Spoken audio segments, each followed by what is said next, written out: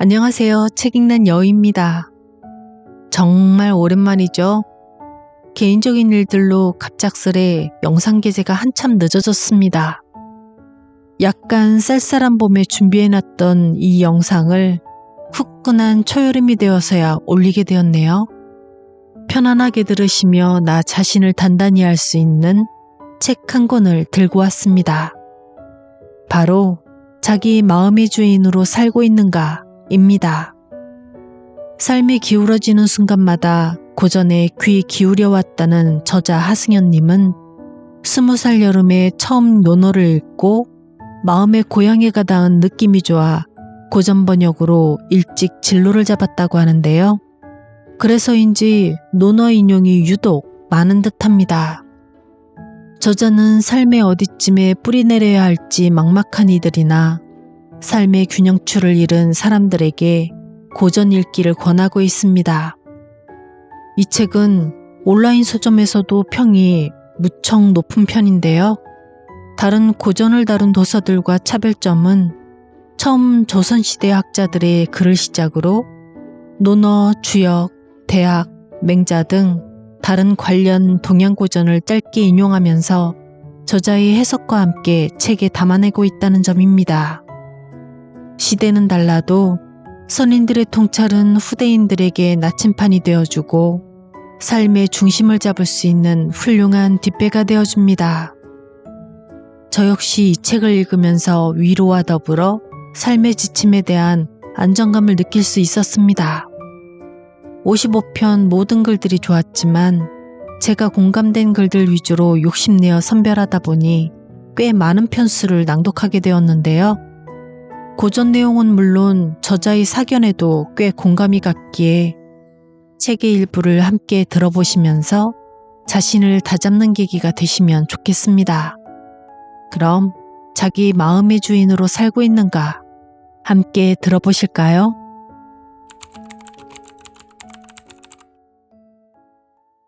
마음이 바람에 휘청이지 않도록 잡념을 거두고 마음의 본원으로 돌아가라. 깊은 물속은 외물에 흔들리지 않는다. 그대 입을 다물라. 멍청한 듯 모르는 듯 속이 시끄러우면 다투고 치달리지. 이것이 병통이니 침묵을 해치는 일. 너의 정신 가다듬어 텅 빈 곳에 빛을 감추라. 깊고 깊은 물속은 외물에 흔들리지 않으니 텅 빈 마음에서 나온 빛으로 삼라만상을 다 포용하리라. 때때로 꺼냈어도 다함이 없으니 아, 내가 침묵하는 이유가 여기 있네.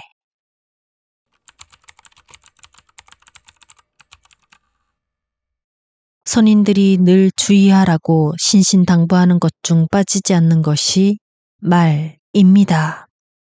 장유의 계곡집에 실린 묵소잠은 침묵의 중요성과 그 효용에 대해 적은 글입니다. 침묵을 통해 외물에 흔들리지 않는 깊은 심연에 닿아 그곳에서 나오는 빛으로 삼라만상을 포용하라고 말합니다. 옳으니 그르니 하는 생각을 내려놓고 생각 너머로 가서 깊은 물에 잠기듯 생각에 잠기면 모든 것을 포용할 수 있는 깊이 있고 울림 있는 말이 계속해서 떠오를 것이니 이것이 침묵하는 이유라고 말합니다. 대개는 말을 잘하면 똑똑한 사람이고 말을 못하면 못난 사람이라고 생각하기 쉽지만 현명한 사람은 멍청한 듯 모르는 듯 말을 아끼는 사람입니다. 침묵 속에서 더 깊은 마음의 소리를 들을 수 있어서이기도 하지만 가벼이 말했다가 불러올 파장이 만만치 않기 때문이기도 합니다. 그래서 옛사람들이 늘 말을 조심하라고 그토록 당부한 것입니다. 시경 어귀에 흰 옥돌에 묻은 오점은 깎아서 없앨 수 있지만 말 잘못해서 생긴 오점은 어떻게 해볼 수가 없다. 라는 말이 있는데 공자의 제자인 남융이 매일 이 구절을 3번씩 반복해서 외자 공자가 이를 훌륭하게 여겨 조카 사위로 삼았다고 합니다. 공자께서 사람을 볼 때 그가 말조심하는지 여부를 중요시한 것을 알 수 있는 대목입니다. 특히 나이가 들수록 말의 무게를 생각해야 합니다.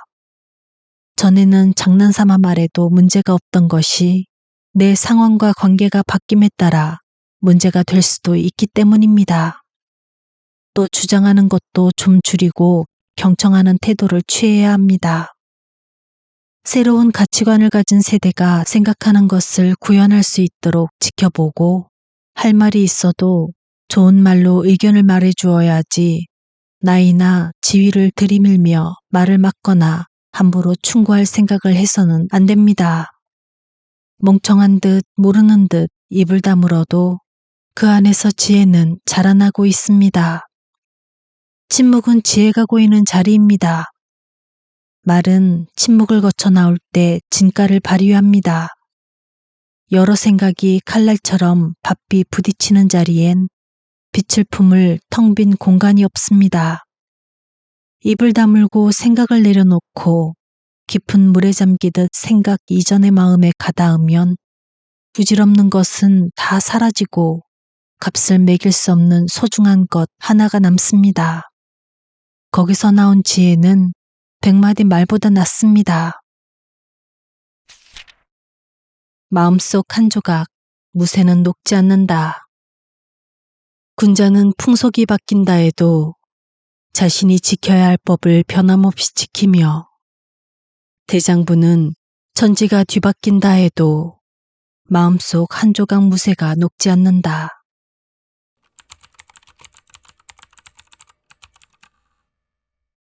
조선 후기 역사학자 안정복의 수남집에 실린 경어일련에는 세상의 변화와 상관없이 자신의 마음을 굳건히 지키려는 뜻이 적혀 있습니다.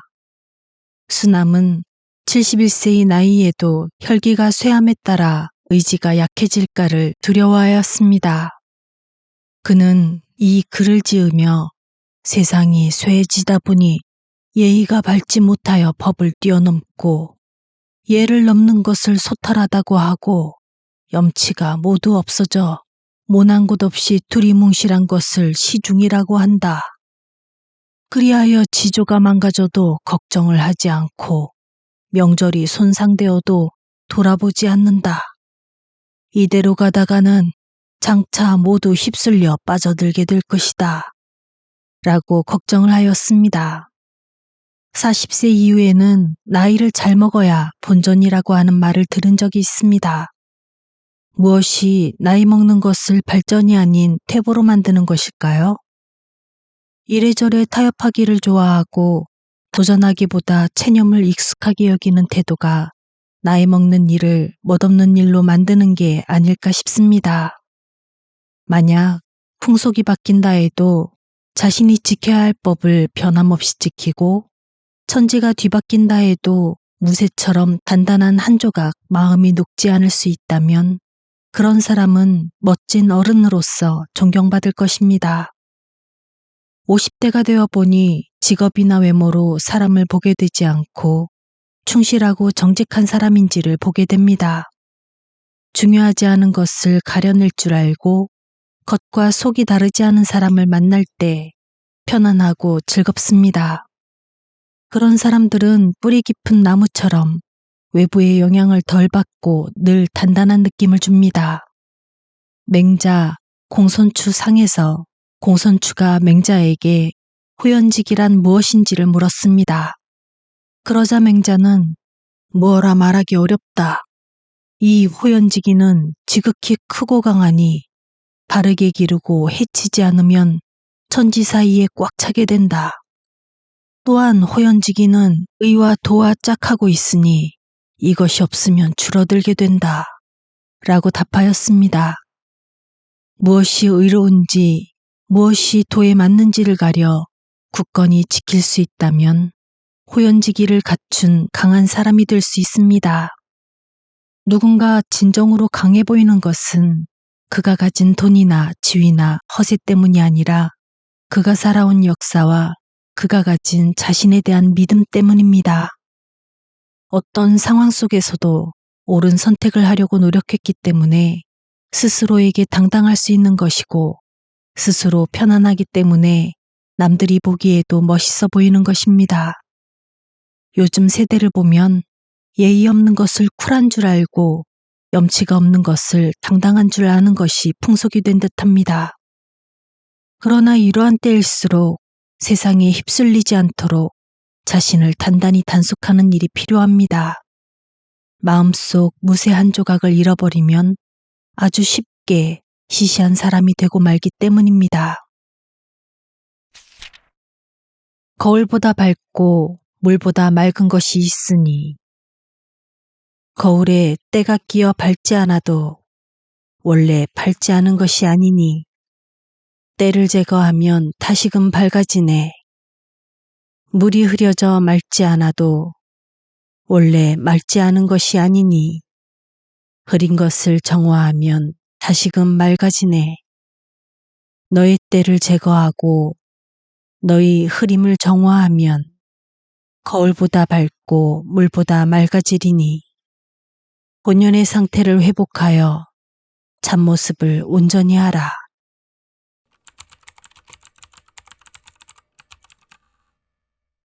나름 열심히 살아온 것 같은데 문득 뒤돌아보면 후회되는 순간들이 떠오르기도 하고 잘 살고 있는 걸까 회의감이 들 때도 많습니다.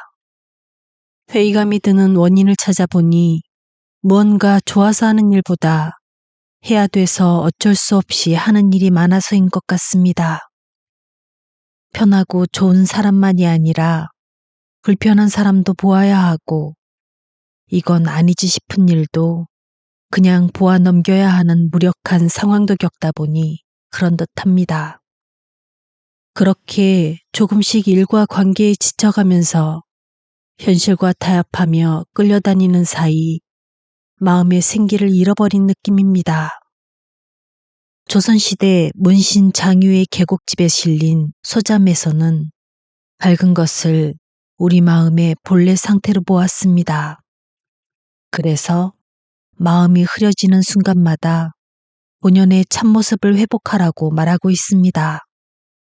이 말은 대학 장구 경 1장에 대학의 도는 밝은 덕을 밝히는 데 있으며 백성을 새롭게 하는 데 있으며 지선의 경지에 머무르는 데 있다 라는 구절에서 왔습니다.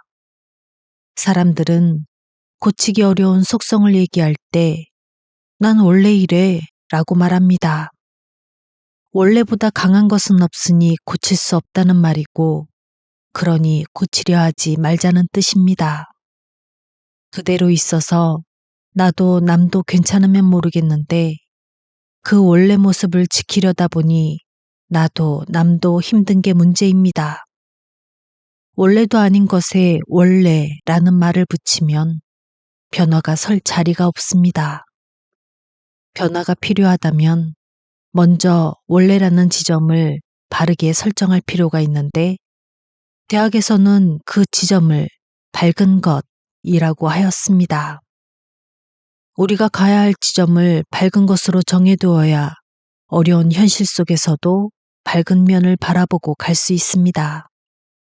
그래야 조금씩 잃어버린 생기를 되찾을 수 있고 삶을 온전히 꾸려갈 수 있습니다.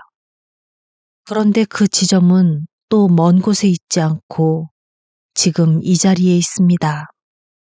그러니 그저 본래 상태가 아닌 것을 본래 상태로 돌리면 됩니다. 낯설고 새로운 것을 애써 만드는 것이 아니라 본래의 밝은 덕을 회복하기만 하면 됩니다. 이는 어렵다면 어렵지만 쉽다면 쉽습니다. 내가 만든 거울의 때를 내가 닦고 내가 휘저어 만든 흙탕물을 내가 가라앉히기만 하면 되니 본래 상태에서 너무 멀어진 건 아닐까, 다시는 예전의 나로 돌아가지 못할까 걱정할 것이 없습니다. 본래의 밝은 나, 변치 않는 맑은 나는 다행히도 늘 제자리에서 그대로 빛나고 있습니다. 번잡한 생각을 가라앉히면 지금 이 자리에서 바로 빛나는 나를 볼 수 있습니다. 우리 모두는 원래 밝고 맑습니다. 진짜 원래의 나를 찾고 새로워진 밝고 맑은 나로 주변 사람과 더불어 밝고 맑은 세상을 만들면 모두가 지극히 선한 세상에서 삶을 누릴 수 있습니다. 자연스러움에 머물면 완전해지네. 마음에 머물면 너그럽고 일에 머물면 즐거우며 분수에 머물면 편안하고 자연스러움에 머물면 완전해진다. 너의 망령됨을 경계하고 너의 조급함을 경계하고 너의 우매함을 경계하고 너의 미혹됨을 경계해서 스스로 어려움에 빠지지 말라.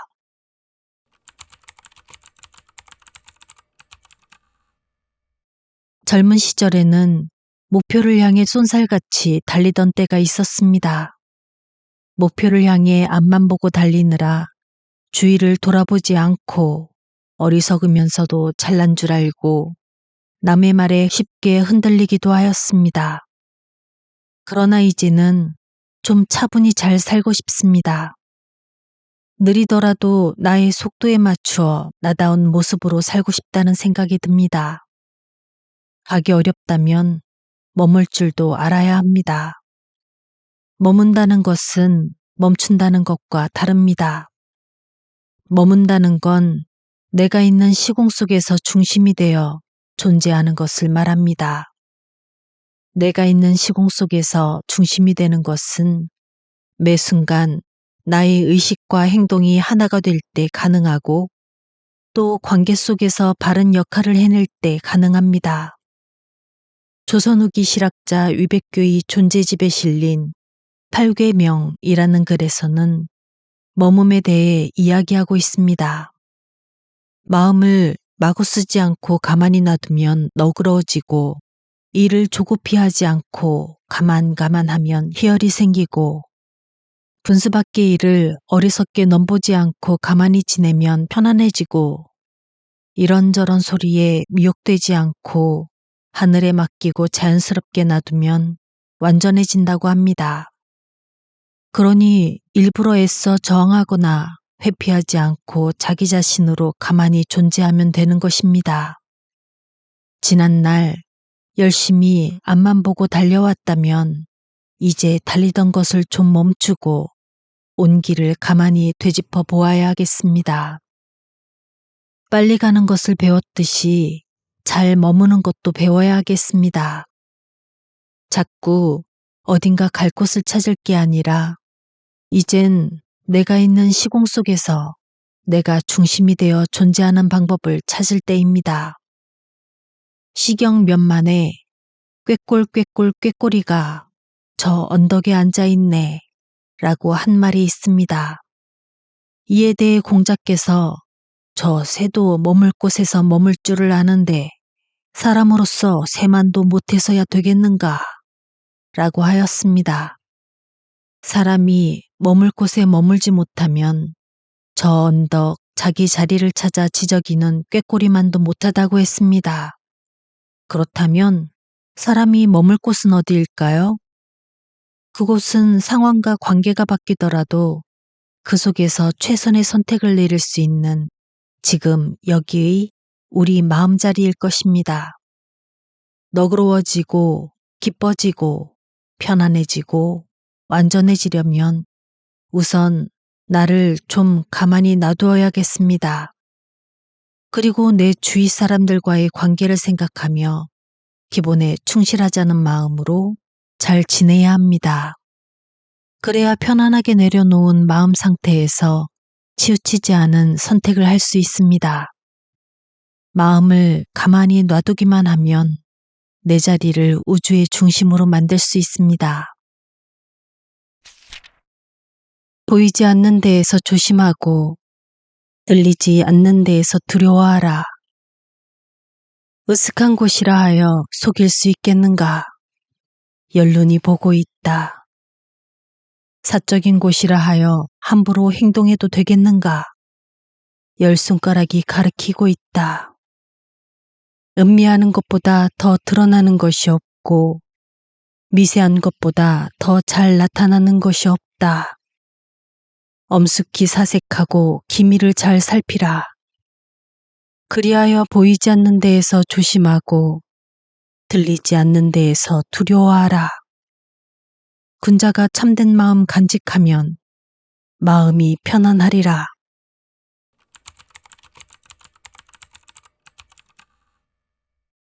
혼자 있을 때 어떤 생각을 하고 어떤 행동을 하며 시간을 채워가는지가 그 사람의 됨됨이를 말해줍니다. 삶을 완성하는 핵심적인 내용이라고도 할 수 있습니다. 그래서 나이 들수록 자기 마음을 고요히 지켜볼 자기만의 시간과 공간을 마련하는 것이 좋습니다. 나를 돌아보기 좋은 곳에 머물고 마음을 나누지도 못하면서 만나는 형식적인 모임도 줄이고 이것저것 버린 일들도 좀 정리해 가면서 내적으로 외적으로 격가지를 잘라낼 필요가 있습니다. 조선 중기학자 권호문이 송암집에 실린 옥루명이라는 작품에서는 홀로일 때 삼간다는 뜻을 가진 신독을 이야기하고 있습니다.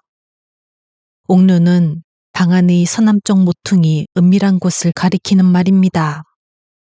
혼자만 아는 마음을 상징하기도 합니다. 대학 장고에는 소인이 한가로이 거처할 때 온갖 못된 짓을 하다가 군자를 본 뒤에 은근슬쩍 그 못된 것을 가리고 서남을 드러낸다. 그런데 남들이 자기를 볼 때는 그 폐와 간을 들여다보듯이 할 것이니 무슨 유익함이 있겠는가. 이것을 일러 마음으로 성실하면 겉으로 드러난다고 하는 것이다. 그러므로 군자는 반드시 그 홀로 일대를 삼간다 라는 구절이 있습니다. 숨은 것보다 더 드러나는 것이 없고 미세한 것보다 더 잘 나타나는 것이 없다는 것은 중용장구에 있는 말입니다. 도는 잠시도 떠날 수가 없으니 떠날 수 없다면 도가 아니다. 그런 까닭에 군자는 보이지 않을 때에도 경계하고 삼가며 들리지 않을 때에도 걱정하고 두려워한다. 은미한 것보다 더 잘 드러남이 없으며 미세한 일보다 더 잘 나타남이 없다. 그러므로 군자는 그 홀로일 때를 삼가는 것이다. 라고 하였습니다. 이처럼 수많은 고전에서 신독을 강조하고 있습니다. 아무도 모를 거라 여기는 곳에서도 보는 눈이 있고 오히려 더 잘 드러난다고 하는 이유가 무엇일까요? 으슥한 곳에도 보는 눈이 있고 사적인 곳에도 가리키는 손가락이 있다고 하는데 그건 결국 나의 눈이고 나의 손가락입니다. 남을 속인다 해도 자신을 속일 수는 없으니 애써 보아야 아무 소용없습니다. 혼자만 아는 마음 안에서 어떤 생각을 하는지, 혼자만 있는 곳에서 어떤 행동을 하는지가 결국 내가 나를 판단하는 기준이 됩니다. 우주의 한복판, 가장 은미한 곳에서 무슨 생각을 하고 무슨 행동을 하느냐가 그 사람의 인품이 됩니다.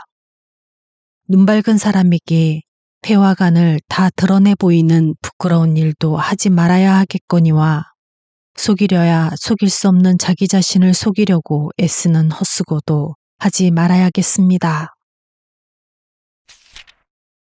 투어할 때의 마음가짐처럼 내 몸을 곧게 하고 내 마음을 바르게 하여 내 살을 던졌다면 들어가지 않더라도 이긴 이를 원망하지 말고 자신을 반성하라. 몸을 굽혔다 팔을 당기면서 기필코 이기려는 태도로 애쓰는 것은 소인들이나 하는 짓이다. 확고하여 흔들리지 않고 의연하여 변치 않는 것, 그것이 군자가 하는 일이다.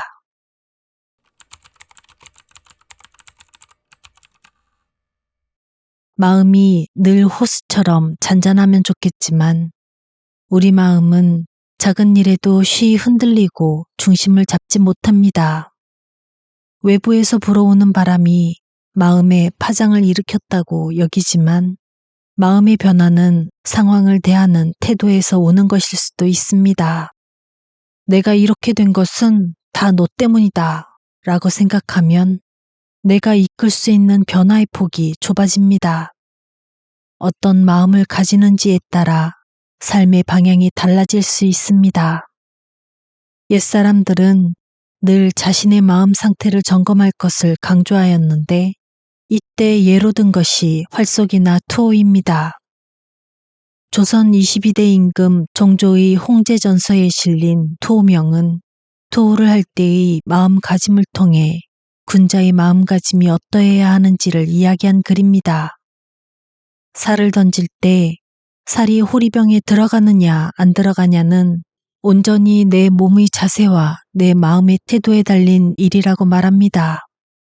이기고야 말리라는 마음을 먹는 것은 소인들이나 하는 것이라 하며 부동심을 유지하고 의연하게 응하는 것이 군자의 태도라고 말하고 있습니다. 중용장구에 활 쏘기는 군자의 태도와 비슷한 점이 있으니 활을 쏘아 정곡을 마치지 못하면 자신을 돌아보고서 그 이유를 찾는다 라고 한 공자의 말씀이 있습니다. 화살을 정곡에 맞추지 못하고 살을 호리병 안에 넣지 못하는 데에는 다른 이유가 없습니다. 오직 내 마음이 흔들리고 내 몸이 흐트러져서입니다. 내 마음이 안정되고 내 자세가 반듯하면 활은 제대로 날아가게 되어 있습니다. 그러니 상대가 얼마를 넣었는지 내가 몇 점을 더 얻으면 되는지를 생각하며 마음을 분산시킬 필요가 없는 것입니다. 인생의 성공도 이와 마찬가지입니다. 우리는 무언가 내 마음대로 안 될 때 그 원인을 남에게서 찾으려 하지만 사실 원인은 나에게 있습니다. 삶을 살아가는 내 마음 자세가 흐트러져서이고 외부 상황에 따라 내 중심이 흔들렸기 때문입니다. 설사 외부에서 어려움이 닥쳤다고 해도 지금 당장 내가 할 수 있는 것은 내 마음과 자세를 바로잡는 일밖에 없습니다. 내가 흔들린 원인을 나에게서 찾아 다시 도전한다면 삶에서도 경쟁 없는 승리를 할 수 있습니다. 그러나 만약 남을 의식해 상대보다 무조건 앞서야겠다는 마음을 먹고 남 잘 되는 것을 시기하며 배아파하면 내가 가진 힘마저 줄어들어 점점 더 안 좋은 방향으로 흘러갈 수밖에 없습니다. 삶이라는 경기의 금메달리스트는 나를 이긴 자이지 남을 이긴 자가 아닙니다. 묵묵히 기억하고 묵묵히 간직하며 묵묵히 행한다. 묵묵히 기억하면 기억이 틀림없이 정확하고 묵묵히 간직하면 간직함이 틀림없이 굳세고 묵묵히 행하면 행함이 틀림없이 힘을 받으니 묵묵함의 가치가 원대하여라.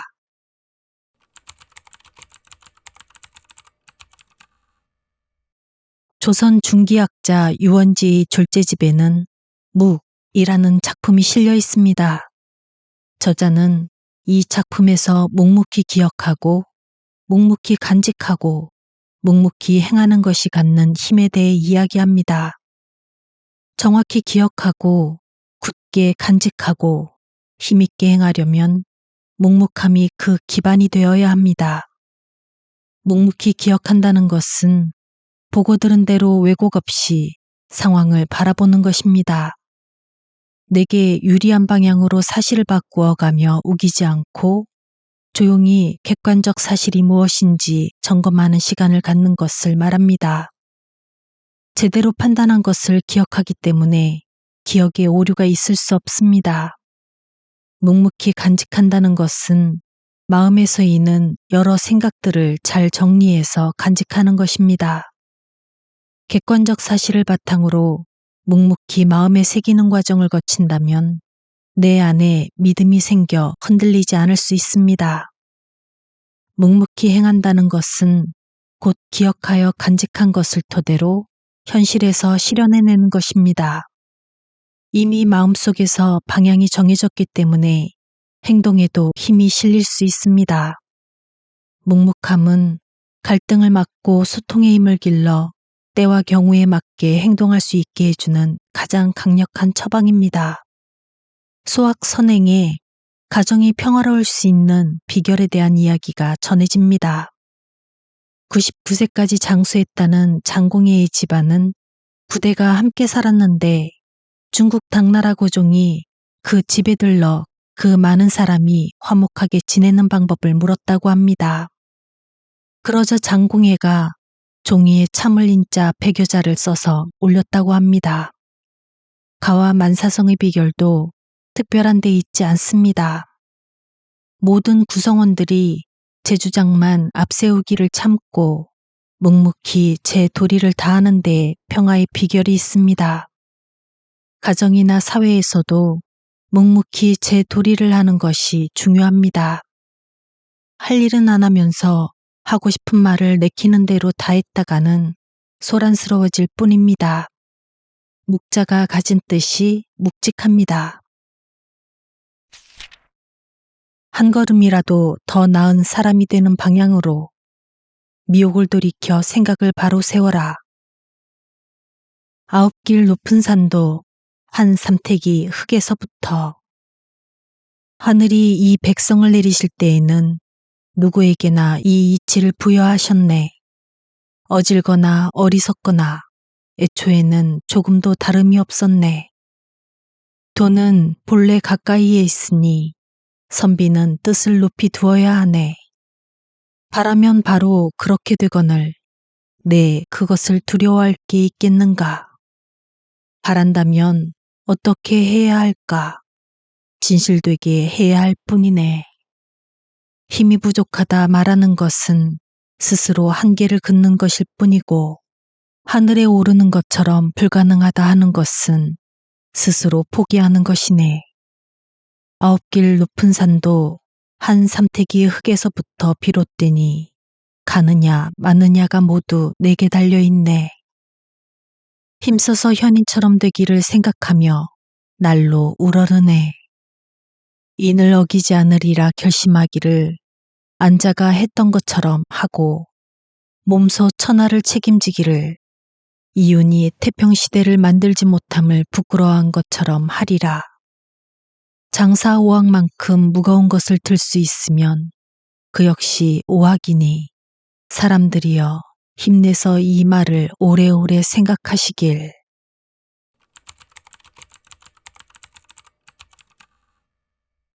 조선 초기 학자 이연서의 회현당명은 뜻을 높이 두고 현인처럼 되기를 다짐한 글입니다. 그는 사람이면 누구나 하늘로부터 부여받은 것이 다 같은데 뜻을 두고 힘쓰느냐 스스로 한계를 긋고 나아가지 않느냐에 따라 삶의 결과가 달라진다고 이야기하고 있습니다. 뜻을 높이 두고 진실하게 노력하는 사람은 하늘이 부여한 이치를 터득하여 현인처럼 될 수 있지만 스스로 한계를 긋고 부족함을 알면서도 노력을 게을리하는 사람은 끝내 아무것도 될 수 없다고 말합니다. 그러면서 큰 목표를 세우고 한 걸음 한 걸음 나아가라고 격려합니다.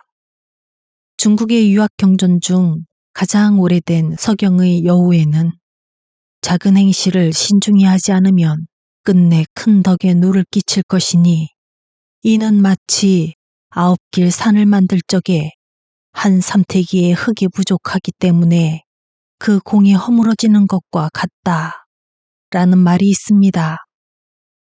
내 삶은 어디까지 왔을까요? 나름대로 할 수 있는 것들을 해오며 쉬지 않고 걸어왔지만 뭐 하나 딱히 이루어 놓은 것도 없는 것 같습니다. 그런데도 달려온 삶에 지치기도 했고 무언가를 다시 열심히 할 마음을 먹는 것이 유난스럽다고 느껴지기도 해 그냥 되는 대로 살자며 게으름을 받아들이기 시작합니다. 한 삼태기의 흙이 부족한데 그만하면 됐다고 하면서 완성을 눈앞에 두고 산을 허물어뜨리는 일을 택합니다.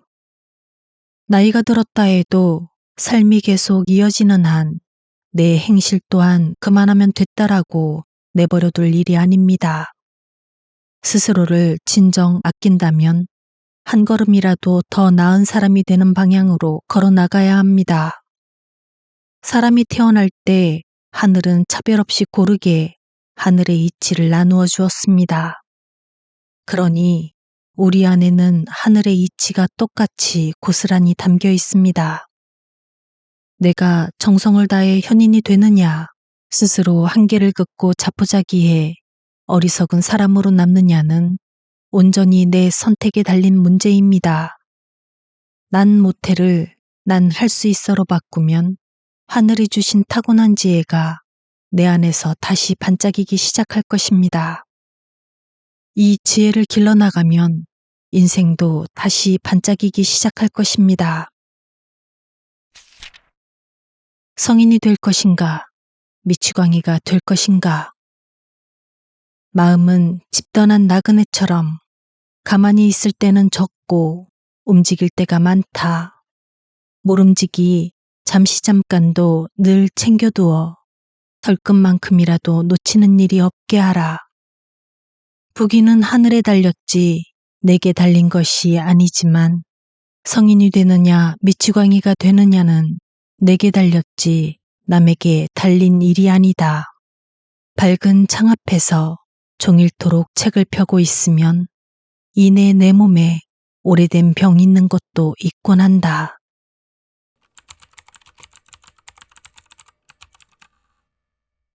50이 넘으면 배울 만큼 배우고 어지간히 세상 돌아가는 것을 안다고 생각합니다. 그런데 언제나 다 안다고 생각하는 착각 속에 위험이 도사리고 있습니다. 괜찮아, 괜찮아 하는 마음이 전혀 괜찮지 않은 결과를 불러옵니다. 더구나 어려움이 닥치기 시작하면 겹쳐오는 경우가 많습니다. 하나만 와도 일상이 혼란스러워져 정신을 차리기 힘든데 또 다른 어려움이 겹쳐오면 정신이 쏙 빠져 자칫 감당하지 못할 상황을 초래할 수 있습니다. 그래서 힘든 일이 닥치면 우선 정신을 차려야 합니다. 어려움을 모면하기 위해 위험한 선택을 하지 않도록 주의하면서 오히려 더 열심히 덕행을 닦고 품위를 지키도록 힘써야 합니다. 조선 후기 학자 홍위의 청계집에 실린 자경이라는 작품에는 마음 단속하는 일의 중요성이 잘 드러나 있습니다. 부귀는 내 소관이 아니어도 성인이 되는 것은 내 마음에 달렸다고 하며 덕행을 닦기 위한 다짐을 합니다. 잡으면 머물고 놓으면 달아나는 마음, 집던한 행인처럼 정처 없이 떠도는 마음을 잡아두는 데는 독서가 큰 힘이 되며 독서를 하는 동안은 아픈 것도 잊게 된다고 말하고 있습니다. 당나라의 문장가 한유가 아들에게 학문을 권면한 시 부독서 성남에도 독서의 힘을 강조한 말이 있습니다. 나이 30이 되어 뼈대가 굵어지면 하나는 용, 하나는 돼지가 되지. 쏜살같이 달리는 용만은 두꺼비 따위는 돌아보지도 않지. 독서는 변화를 돕는 가장 강력한 수단입니다. 내 안에 있는 힘을 일깨워주기 때문입니다. 그런데 곁에 좋은 책이 있는데도 거들떠보지 않고 주변 사람들의 말에 따라 이리저리 휘둘리다 보면 삶에서 주도권을 놓치게 됩니다. 그러다 보면 자기에 대한 믿음이 약해집니다. 그러므로 변화를 꿈꾼다면 좋은 책을 읽으면서 내가 하면 되는 것에 오로지 집중할 필요가 있습니다. 공자는 밤낮을 쉬지 않고 흐르는 물을 찬양했습니다. 가는 것은 이 물과 같다. 밤낮을 쉬지 않고 흐르는구나. 공자가 흐르는 물을 칭찬한 까닭에 대해 맹자는 이렇게 말했습니다. 근원이 있는 물은 퐁퐁 솟아나서 밤낮으로 쉬지 않고 흘러 구덩이를 가득 채운 뒤에 앞으로 나아가 사해에 이르니 사람도 근본이 있는 자는 이와 같다. 그래서 공자께서 물의 이러한 점을 높이 평가한 것이다. 쉬지 않고 흐르는 물은 커다란 바위를 만나 굽이치더라도 마침내는 큰 바다에 이릅니다. 이와 마찬가지로 쉬지 않고 힘쓴 사람은 어려움을 만나더라도 결국은 이겨내고 자기가 원하던 삶을 완성할 수 있습니다. 그 과정에서 마르지 않고 흐르는 원천이 되어주고 바른 방향을 제시해주는 것이 독서입니다. 한번 주어진 인생, 어떻게 살아가느냐는 오직 자기 자신한테 달려 있습니다. 나보다 먼저 시련을 극복해낸 사람들의 지혜를 배우고 그들이 낸 길을 따라 걸을 수 있다면 더 넓은 시야를 확보하고 세상을 바라볼 수 있어 시행착오를 줄일 수 있을 것입니다. 이것이 책을 가까이 하는 이유입니다. 사금을 녹여 보물 같은 그릇을 완성하듯이 사금은 정련되길 싫어하지 않아 알갱이 모여서 무거워지고 이글거리는 용광로에서 물건이 완성되어 인간 세상 귀한 보물로 일컬어지네.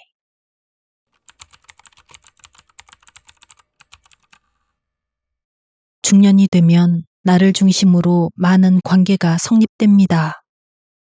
달다고 삼키고 쓰다고 뱉을 수 없는 수많은 관계들이 내 앞에 과제로 남아 있습니다. 젊어서는 이 먹고가 화두였다면 이제는 이를 어찌할꼬가 화두가 된 셈입니다. 내 존재에 대한 고민보다 내 현실에 대한 책임이 더 무겁습니다. 더구나 이제는 누구의 지시를 받아 하라는 대로 하면 되는 나이가 아닙니다. 오히려 책임 있는 결정을 내리고 문제를 해결해야 하는 나이입니다. 이때 필요한 것이 선을 쌓아가면서 자신을 단련하고 경험과 지혜를 바탕으로 상대를 포용하고 무리를 모으는 일입니다. 조선 후기 학자 이진상의 한 주집 술학 자경에는 선소필위라는 작품이 실려 있습니다. 선소필위는 선은 작더라도 반드시 행한다는 뜻입니다. 이 작품에서는 선을 행하는 모든 행위가 모여 훌륭한 결과를 완성함을 이야기하고 있습니다. 선을 행하는 과정에서의 모든 어려움을 극복하고 부단히 자신을 단련하다 보면 귀한 존재가 될 수 있다는 것입니다.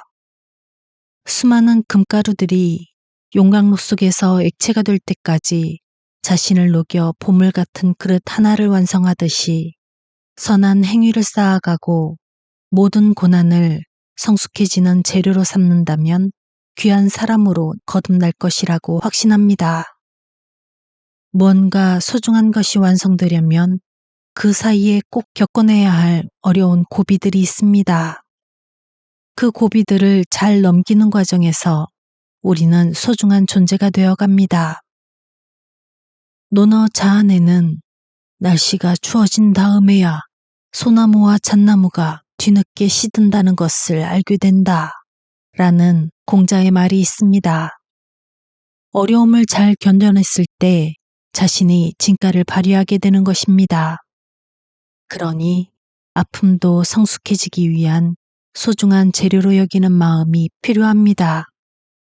수많은 단련을 통해 과거의 나를 완전히 녹이고 새로워져야 내면이 단단해지고 시선이 또렷해진 사람 보물이 될 수 있습니다.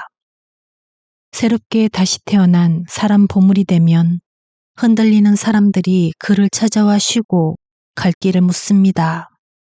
그렇게 해서 흔들리던 사람들도 아픔을 극복하고 내면이 단단해진 사람 보물이 됩니다. 경험과 지혜를 갖춘 사람 보물이 많아지면 이 세상에 쉼터와 나침판이 많아져 사회가 편안해지고 순리대로 흘러갈 것입니다. 삶이 녹록치 않으니 보물을 만들 재료는 충분합니다. 나를 녹여 정련하겠다는 결심과 행동만이 남아있을 뿐입니다. 묵은 잘못을 씻어내기 위해 필요한 공부. 4년간 무력에 빠져 정신이 어지러워져 깨닫고 난 후에도 여전히 취한 사람 같네. 이제 나는 경을 마음의 주인으로 삼아 묵은 잘못 씻어내어 다시 새로워지리라.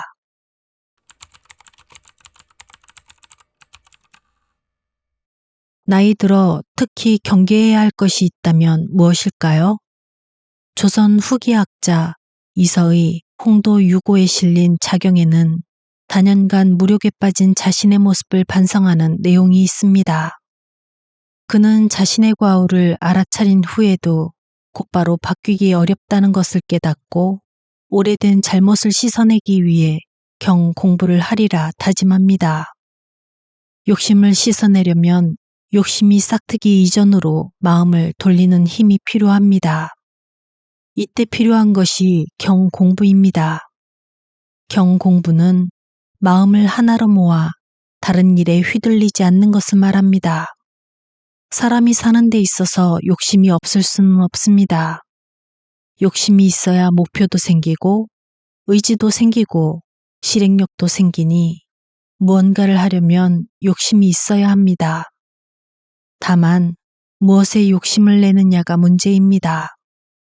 나이 들면서 돈과 지위와 명예처럼 자신을 내세우는 것에 지나친 욕심을 내는 경우를 종종 봅니다.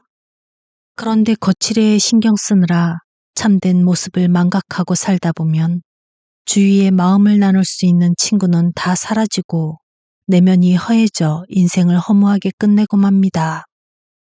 욕심을 좋은 방향으로 내면 지혜로운 사람이 되어 선한 영향을 미칠 수 있지만 욕심을 잘못된 방향으로 내면 추한 사람이 되어 패가망신할 수도 있습니다. 그래서 욕심이 날 때는 그 욕심이 내도 될 만한 것인지를 판단해야 합니다. 그리고 이건 아니다 싶을 땐 용감하게 벗어나야 합니다. 논어 계시에는 공자가 나이에 따라 경계해야 할 것에 대해 이야기한 내용이 있습니다. 군자에게는 경계해야 할 것이 3가지가 있다.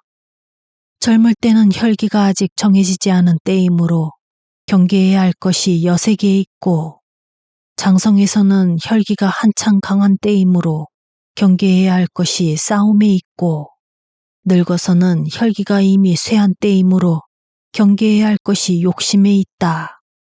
라고 한 것입니다.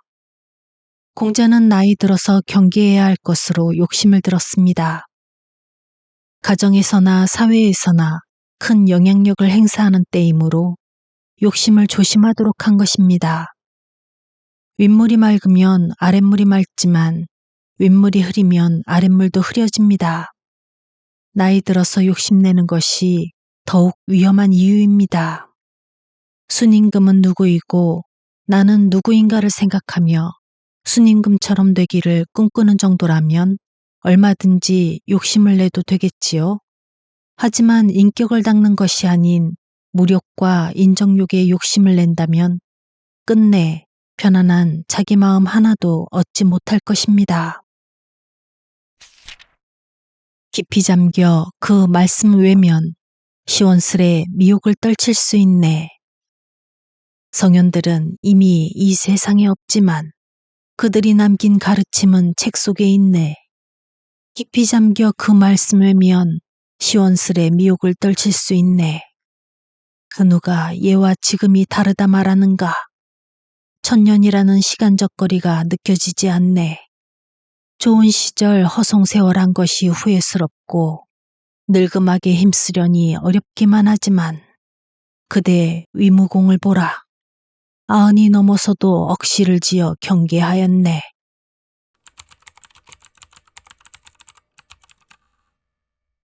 조선 중기문신 김상원의 청음집에 실린 자경에서는 나이 들어 공부하려니 지나간 시간을 헛되이 보낸 것 같아 후회스럽지만 그래도 성현의 가르침이 남아있어 미혹을 떨칠 수 있음을 다행으로 여기고 있습니다. 그는 이제 성현은 이 세상에 없지만 성현의 글은 남아있어 오랜 시간이 지난 지금에도 여전히 빛을 들이우고 있다고 말합니다. 수천 년의 세월 동안 빛바래지 않는 고전을 통해 우리는 늘 정신을 가다듬을 수 있고 마음의 고향에 바로 가닿을 수 있습니다. 헝클어진 나의 생각을 정돈해주고 치솟는 감정들을 차분히 가라앉혀 길 잃은 정신을 제자리로 돌려주니 경전을 읽는 일은 고향에서 지내는 것처럼 마음 편안한 일입니다. 옛 글을 읽고 그 옛날에 쓴 글인데 어쩌면 이렇게 마음이 와닿을까? 라는 생각을 많이 합니다. 그것은 옛글에 담긴 통찰이 시대를 뛰어넘는 보편적 가치를 지녔기 때문입니다. 오늘날엔 예전과는 비교할 수 없을 정도로 많은 정보를 접하지만 통찰이 빛나는 글들은 역시 옛글에서 더 많이 볼 수 있는 것 같습니다. 이런 글이 없다면 모를까, 있는데도 알지 못하여 삶의 방향을 잃고 헤맨다면 안타까운 일입니다. 논어 수리에 하늘이 나에게 몇 년만 더 오래 살게 하여 주역 공부를 마칠 수 있게 해주신다면 큰 허물이 없게 할 수 있을 것이다 라고 한 공자의 말씀이 보입니다. 공자 같은 성인도 삶이 끝나는 그날까지 학문하려는 뜻을 지킨 것을 알 수 있습니다. 공부하기에 늦은 때란 없습니다. 내 삶을 아끼는 만큼 정신을 가꾸어 나가야 합니다. 위무공은 죽음에 가까워진 95세에도 자신을 가꾸기 위해 정성을 다했습니다. 그래서 산 위에 우뚝 선 나무처럼 후세 사람들이 우러르는 존재가 되었습니다. 이제 우리는 어떤 어른이 될 것인지 생각하고 계획을 세워가야 하겠습니다.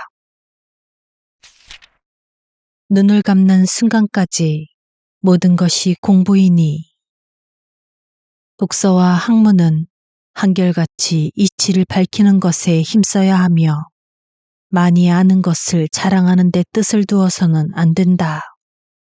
마음가짐과 일처리는 한결같이 이치를 따르는 것을 위주로 해야 하며 남을 기쁘게 하는 데 뜻을 두어서는 안 된다. 현자를 존경하고 벗을 사귐은 반드시 정성스럽고 미덥게 해야 하며 사심을 가지고 공손하게 굴거나 구차하게 용납받을 마음을 먹어서는 안 된다. 사람을 대하고 사물을 접함은 반드시 관대하고 이해심 있게 해야 하며 서로 비교하거나 완벽함을 요구하는 마음을 먹어서는 안 된다. 분노를 징계하고 욕망을 막는 것은 일이 일어난 뒤에 제어할 뿐만 아니라 평소 공부하는 때에 강론하여 밝혀서 분노와 욕망이 어디에서 비롯되는지를 알아야 한다. 개과천선은 보고 들은 뒤에만 할 것이 아니라 평소 마음을 잡아 간직하는 때에 안으로 성찰하여 그 선과 악이 있는 곳을 살펴야 한다.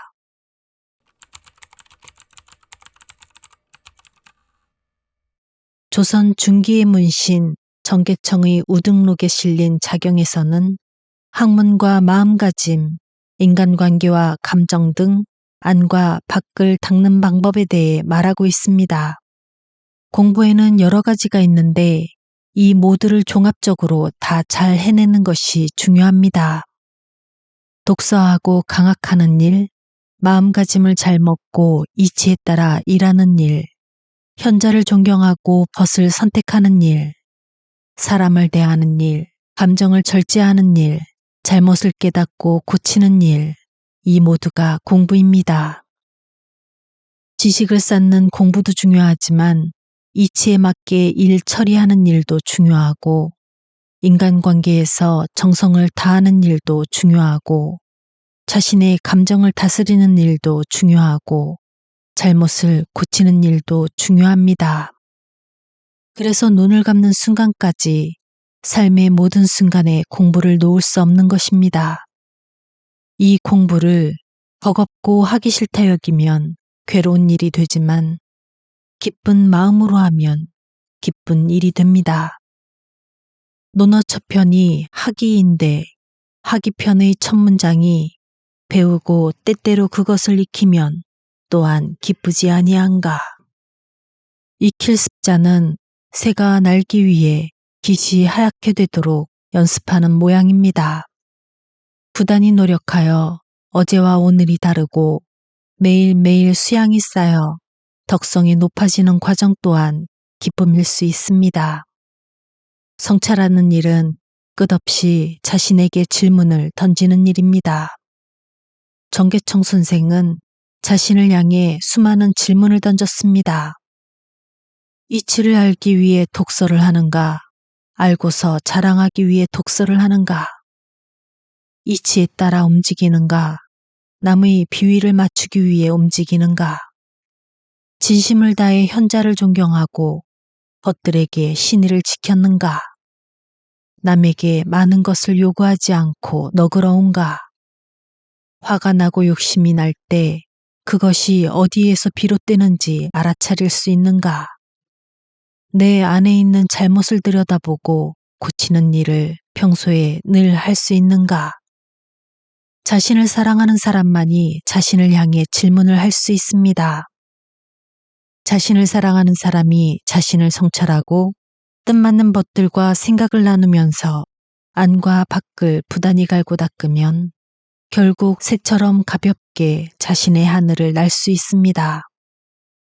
수많은 날갯짓을 통해 하늘을 훨훨 날 수 있으니 또한 기쁘지 않겠습니까? 여전히 아이 같은 반백의 늙은이. 머리털이 반백이니 늙은이가 아니던가.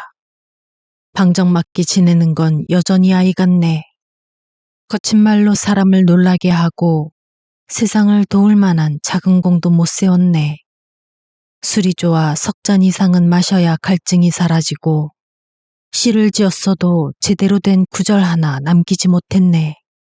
천지가 너를 수용했으니 그 덕이 얼마나 두터운가. 너 자신도 행실을 더 닦아 끝까지 잘 보내라.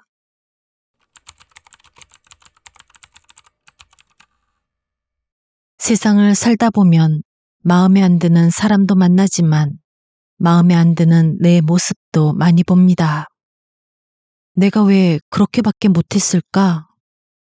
좀 더 자연스럽고 여유롭게 말할 수도 있었을 텐데 하며 뒤늦은 후회를 합니다. 동문선에 수록된 이길상의 작용에서도 나이가 들어서까지 부끄러워할 일을 하고 있는 자신을 반성합니다. 내키는 대로 말했다 남들을 놀라게 하고 절제하라는 술은 절제가 안 되고 지으라는 시는 잘 짓지도 못하고 그는 말과 행동이 제멋대로이고 세상에 도움될 만한 무엇 하나 하지 못했다고 스스로를 돌아보며 후회를 합니다. 그리고 이런 허물 많은 자신을 수용해준 천지의 덕을 생각해 앞으로는 선을 닦으리라 다짐합니다. 얘기 7편에 공자가 군자는 사람을 가르치기를 말로써 하고 사람을 삼가게 하기를 행실로써 한다. 그러므로 말은 반드시 끝에 가서 어찌 될지를 생각하고 행실은 반드시 병폐가 되는 바를 상고하면 백성들이 말을 삼가고 행실을 삼갈 것이다. 라고 한 내용이 보입니다. 말과 행실에 주의를 기울이는 것은 아무리 강조해도 지나치지 않은 일입니다. 나이가 든다 해서 지혜가 저절로 자라는 것은 아닙니다. 그렇다 보니 나이 들어서도 어린아이처럼 말하고 행동하는 경우가 많습니다. 자신도 미숙하기만 한 자신의 말과 행동을 보며 마음이 쓸쓸해지고 괴로워질 수밖에 없습니다. 이 나이를 먹고서도 왜 이렇게밖에 행동하지 못할까? 마음 한편이 초라해집니다. 그러나 100세 시대에는 머리털이 반백이라 해도 살아온 만큼의 삶을 다시 살 수 있습니다. 지난 날을 잘못 살아온 것이 후회된다 해도 이대로 주저앉아서는 안 됩니다. 아직은 삶이 이어지고 있고 나를 변화시킬 시간이 충분히 남아 있습니다. 하늘이 아직 나를 버리지 않고 깨우쳐주고 있으니 하늘의 소리에 귀 기울이며 새로 받은 오늘을 잘 살면 됩니다. 돌이 쌓이면 산이, 선이 쌓이면 덕이 된다. 돌이 쌓이면 산이 되고 선이 쌓이면 덕이 된다.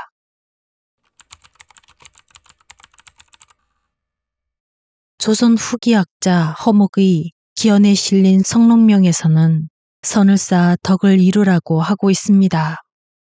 산이 높이 솟은 것은 작은 돌 하나하나 쌓아 올린 시간이 있어서이고, 사람이 덕이 있는 것은 작은 선행을 하나하나 실천해온 시간이 있어서입니다.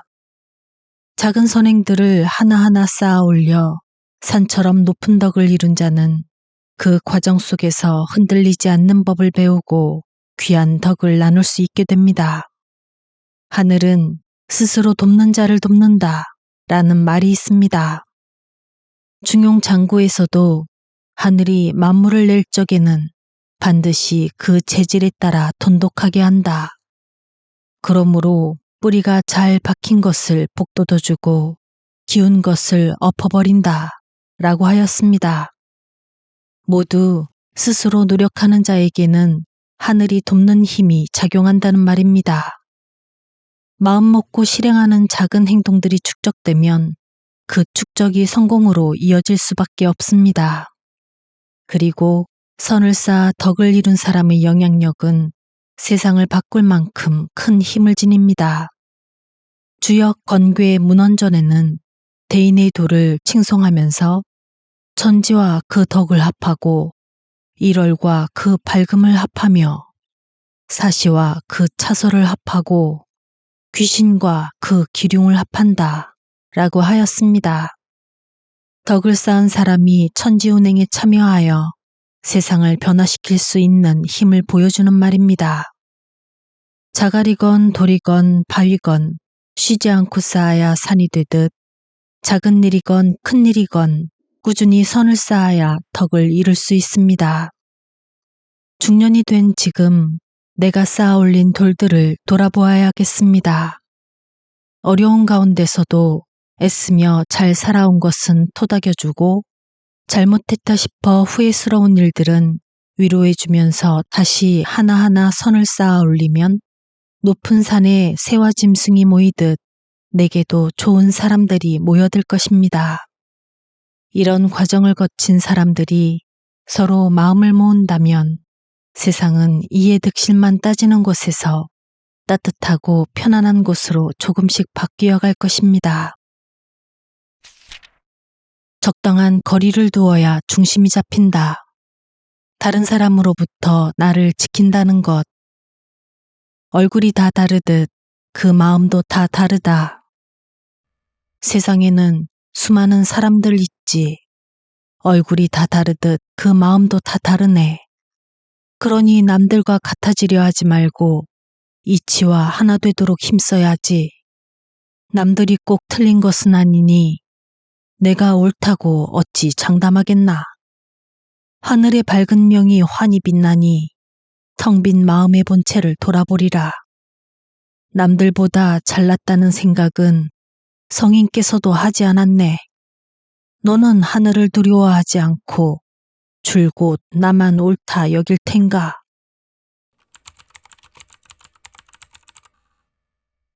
조선 후기학자 전우의 간제집에는 신우자경이라는 글이 있습니다.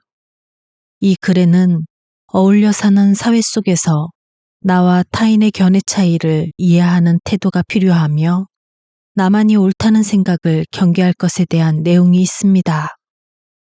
그는 나도 틀릴 수 있다는 것을 생각하고 하늘의 밝은 명에 따라 마음을 돌보라고 이야기합니다.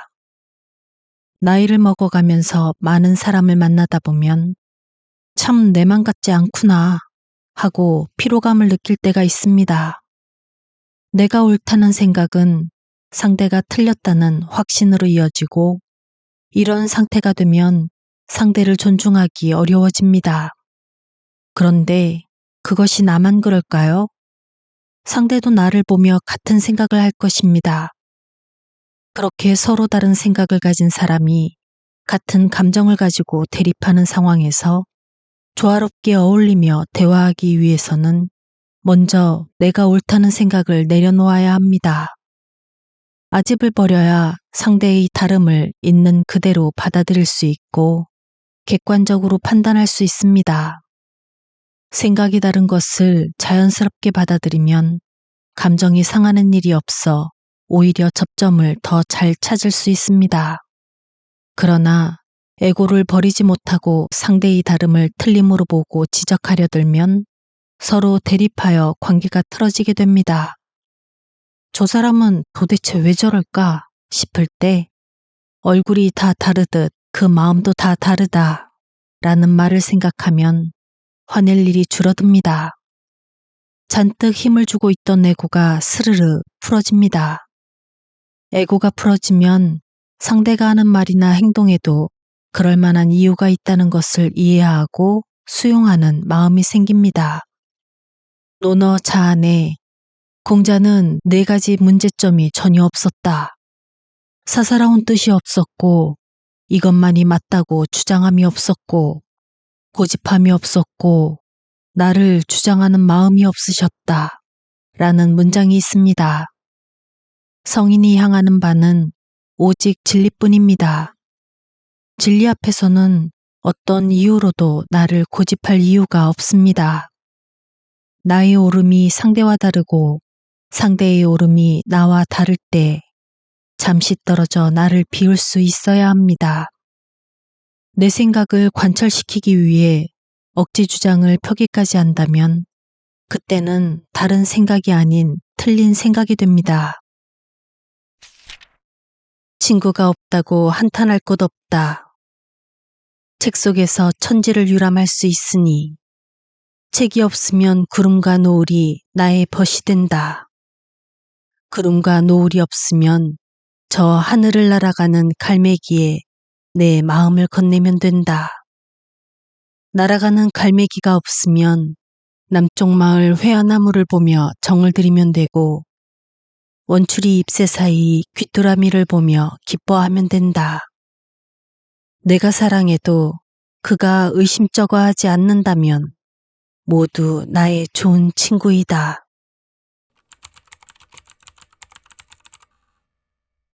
나이가 들수록 혼자가 되는 것을 두려워하면 안 됩니다. 외롭다고 하여 타인에게 의존하거나 무리지어 다니는 것은 외로움을 떨치는 좋은 방법이 아닙니다. 조선 후기 실학자 이덕무의 청장 관전서에 실린 선귤당 농소에서는 친구가 없다고 한탄하지 말라고 하며 혼자서도 외롭지 않게 사는 법을 일러줍니다. 책이 있고 자연이 있으니 이를 통해 마음의 정을 나누면 모두가 벗이 될 수 있다고 말합니다. 책, 구름과 노을, 하늘을 날아가는 갈매기, 남쪽 마을 회화나무, 원추리 잎새 사이의 귀뚜라미 등 저자의 눈길 닿는 곳에 있는 모든 것들이 사랑스럽게 느껴집니다. 이덕무는 실제로 책을 아주 좋아하여 책만 보는 바보라는 뜻의 간서치라고 불리었다고 합니다. 이덕무가 친구가 없는 것을 한탄할 것 없다고 했는데 주역 대곽의 상에도 홀로 서서 두려워하지 않으며 세상을 피하여 운둔하여도 근심하지 않는다 라는 내용이 있습니다. 관계 속에서 살아갈 수밖에 없는 것이 인간이지만 그것이 뜻대로 되지 않을 때에는 두려움 없이 세상을 피해 홀로 설 수 있어야 함을 이야기하고 있습니다. 속마음을 나눌 수 없으면서 그저 혼자라는 느낌이 싫어서 찾는 관계, 관심인 척 간섭을 늘어놓는 사람과 어쩌지 못해 이어가는 관계는 오히려 나의 에너지를 빼앗고 자존감을 떨어뜨립니다. 잘못된 관계를 지키느라 서로의 삶을 피곤하게 하는 것보다는 차라리 혼자서 자연과 버타는 것이 훨씬 낫습니다. 인생에서 우리가 진정으로 성장하는 때는 사실 혼자일 때가 많습니다. 누구에게 기대지 않고 누군가의 말에 휘둘리지 않고 오직 나에게만 집중해 마음의 힘을 기를 때 사람은 내적으로 더 단단해집니다. 타인에게 맞추느라 자신의 주체성을 잃을 정도가 된다면 그것은 내 삶을 잃는 일이기도 합니다. 타인과 적당한 거리를 유지하며 홀로 있는 시간에는 온전히 나 자신으로 돌아갈 수 있어야 주역에서 말한 것처럼 근심하지 않을 수 있습니다. 내가 나 자신으로 돌아갈 때 주위를 둘러보면 나와 함께할 좋은 친구가 많이 있습니다.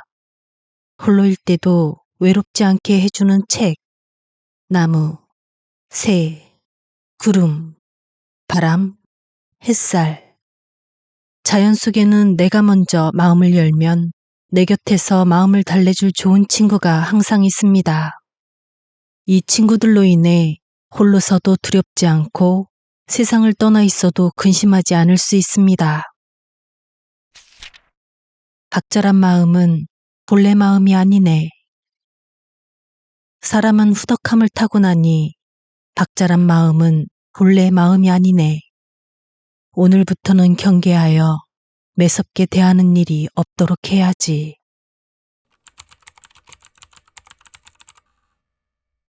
조선중기학자 정계청의 우등록에 실린 유해어 박절이자경은 남들에게 박절하게 군 것을 후회하며 스스로 경계할 것을 다짐한 글입니다. 그는 박절한 마음은 본래 마음이 아닌데도 후덕한 본래 마음을 이기고 나오는 것을 후회하며 앞으로는 사람을 너무 준엄하게 대하지 않겠다고 다짐합니다. 자기의 의사를 전달할 때 좋게 말해도 받아들여지지 않으면 차갑게 대하는 태도가 박절함입니다. 이런 태도는 자기 의사 표현은 확실히 할 수 있을지 모르나 상대에게 상처를 줄 뿐 아니라 자신의 덕을 해치기도 합니다. 당장 답답함을 해소하기 위하여 혹은 내 말만 들으면 결과가 좋을 것이 분명하다고 과신해서 입에서 나오는 대로 박절하게 말할 때가 있습니다. 근래에는 이를 이른바 팩트 폭격, 뼈 때린다 라고 표현하기도 하는데 이런 일은 보통 허물이 없다고 생각하는 사이에서 더 자주 일어납니다. 그런데 말한 사람은 사실을 짚어준다고 박절하게 말하는지 몰라도 듣는 사람은 감정이 상해 그 말의 내용이 무엇이건 간에 받아들이기가 싫어집니다. 도움을 주겠다고 한 말이 관계를 더 멀어지게 만드는 것입니다. 아무리 좋은 말이라도 상대가 그것을 받아들일 준비가 되어 있지 않을 때에는 함부로 이래라 저래라 해서는 안 됩니다. 묵묵히 때를 기다려야 합니다. 논어 공야장에 말 잘하는 것과 관련된 내용이 있습니다. 어떤 사람이 공자의 제자 여몽을 두고 어질기는 한데 말을 잘 못한다 라고 하자 공자가 되물었습니다. 말 잘하는 것을 어디에 쓰겠는가? 말재주 있는 것으로 남을 막다가 자주 남에게 미움을 사니 그가 어진 줄은 모르겠으나 말 잘하는 것을 어디에 쓰겠는가? 토론 배틀이라 하여 박절한 말로 상대를 제압하여 기세를 꺾어버리는 것을 시원스럽게 여기는 시대이지만 공자는 말 잘하는 것을 어디에 쓰겠는가라고 하며 말재주를 도리어 안 좋게 평가했습니다. 공자는 오히려 어눌한 것을 더 높이 샀습니다. 그것이 후덕함에 더 가깝기 때문입니다. 대화의 목적이 상대를 변화시키는 것이라면 이른바 팩트 폭격보다는 가만히 일러주는 것이 더 효과적일 것입니다. 나 잘났소 하며 가르치려 들기보다는 내가 잘 모르지만 이라고 하면서 스스로 낮추어 조심스럽게 다가가는 것이 상대를 설득하고 마음을 얻기 더 좋은 방법입니다. 나의 도리는 무겁고 남들의 비난은 가볍다. 자신의 도리는 아주 무겁고 남들의 비난과 비웃음은 아주 가볍다. 남들의 비난과 비웃음이 두려워 제 뜻을 굽혀 남을 따라가면서 자신의 도리를 살피지 않는다면 어떻게 되겠는가?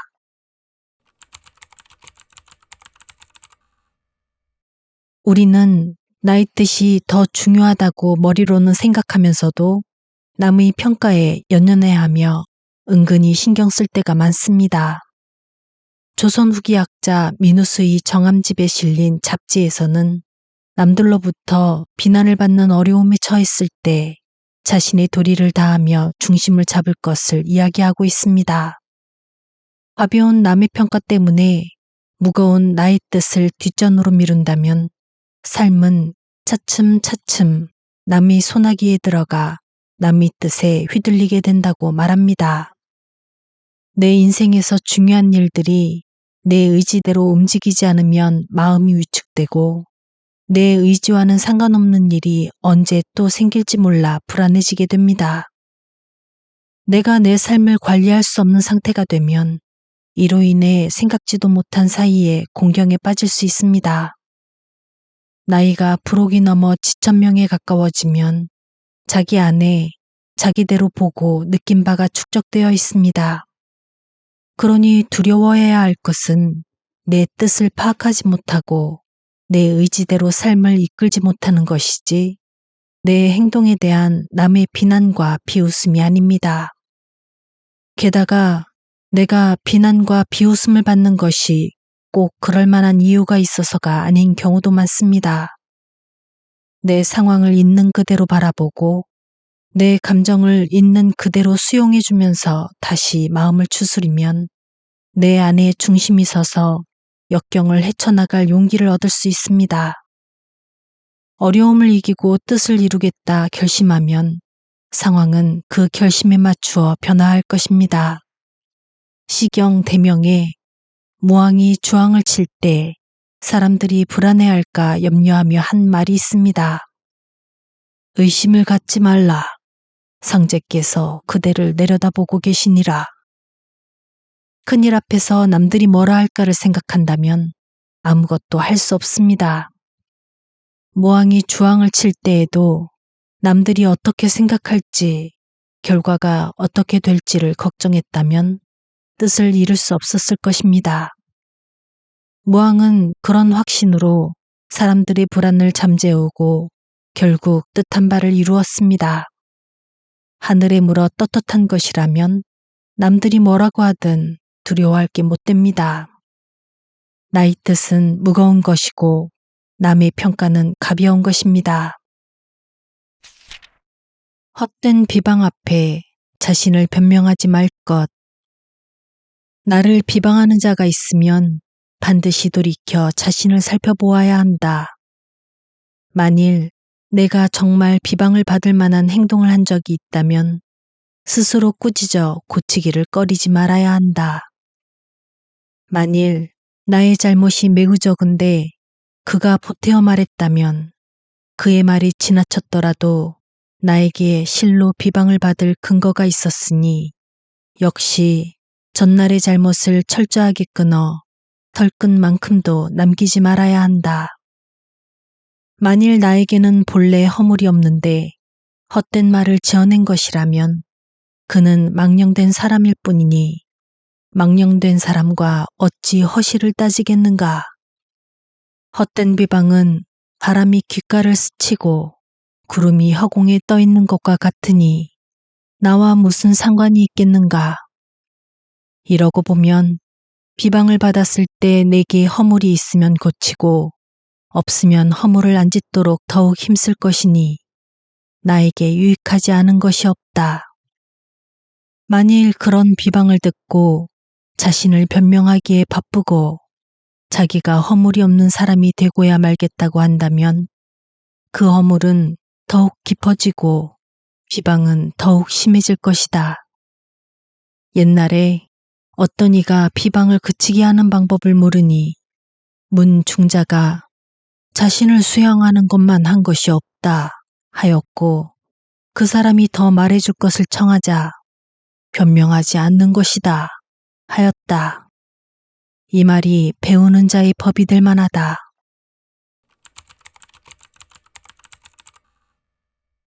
이의 경몽요결 접인장에서는 살면서 누군가로부터 비방을 받거나 근거 없는 말이 돌아 어이없을 때 어떻게 대처할 것인지에 대해 이야기하고 있습니다. 이의는 남들로부터 비방을 받았을 때 과연 내가 그러한 소리를 들을 만했는가를 먼저 헤아리라고 강조합니다. 사람은 사회적 동물이다 보니 관계로부터 자유로울 수 없습니다. 그래서 외부로부터 좋지 않은 소리를 들으면 마음을 조절하기가 힘들어집니다. 그러다 보니 비방을 받으면 위축되거나 저항하려는 마음이 들고, 그런 마음이 커지면 스스로 고통 속에 갇히고 맙니다. 밖으로 험한 경우를 겪더라도 안으로 마음을 편하게 가질 수 있는 방법은 어떤 상황에서도 법을 따르고 자신의 덕행을 돌아보는 것입니다. 그 비방한 내용이 사실이 아닐 경우에는 말한 사람의 허물이 되지 나의 허물이 되지 않습니다. 끊임없이 지적질을 하고 괜히 한 번씩 속을 긁는 사람들은 주위에 있기 마련입니다. 그것은 그들의 마음이 편치 않아서이지 꼭 나에게 문제가 있어서가 아닙니다.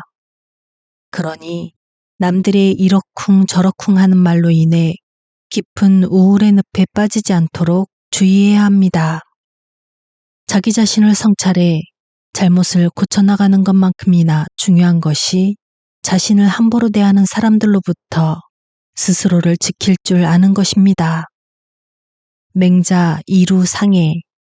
사람은 반드시 스스로 업신여긴 뒤에 남이 업신여기며, 집안은 반드시 스스로 망친 뒤에 남이 망치며, 나라는 반드시 스스로 공격한 뒤에 남이 공격하는 것이다 라는 말이 나옵니다. 누군가 나를 헐뜯을 때 그럴 만한 이유가 없다면 내가 나를 존중하지 못한 것이 상대의 비방을 불러온 것은 아닌지 한번 점검해 볼 필요가 있습니다. 남들로부터 부당한 대우를 받지 않으려면 먼저 자신을 소중히 여기고 귀하게 대접해야 합니다. 그리고 설사 사람들에게 손가락질을 받는다 하더라도 마음을 굳건히 지키는 능력을 길러야 합니다. 상대가 없는 말로 비난한다 해서 그것이 사실이 되는 것이 아니니 속으로 그건 네 생각이고 라고 말할 줄도 알아야 합니다. 이유 없이 끌어내리는 말을 들을 때는 귓등으로 듣는 것도 요령입니다. 이제 내 마음의 소리에 귀 기울이며 남들의 말도 취할 것은 취하고 흘려보낼 것은 과감히 흘려보낼 줄 알아야 합니다. 중요한 것은 비방을 받느냐 안 받느냐가 아니라 그 비방을 통해 내가 어떤 사람인지를 더 잘 알아가고 보다 나은 사람이 되는 것입니다. 검은 것 안에도 흰 것이 있다면, 여기 어떤 사람이 있는데 온몸이 검으나 손가락 하나가 희다면 그를 희다고 할 수 있는가? 그렇다 할 수 없다. 손가락 하나 흰 것이 온 몸이 검은 것에 별 영향을 못 끼친다 해서 검다고 할 수 있는가? 이 또한 그렇다 할 수 없다. 흰 것을 아름답게 여겨 검은 것을 숨겨서도 안 되고, 검은 것이 싫다고 흰 것까지 배척해서도 안 된다.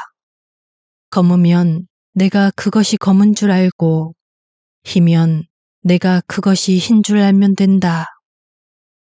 전신을 들어 놓으면 검은 것이고 손가락 하나를 가리켜 놓으면 흰 것이니, 어찌 전신이 검다 해서 손가락 하나가 흰 것까지 덮어버릴 수 있겠는가?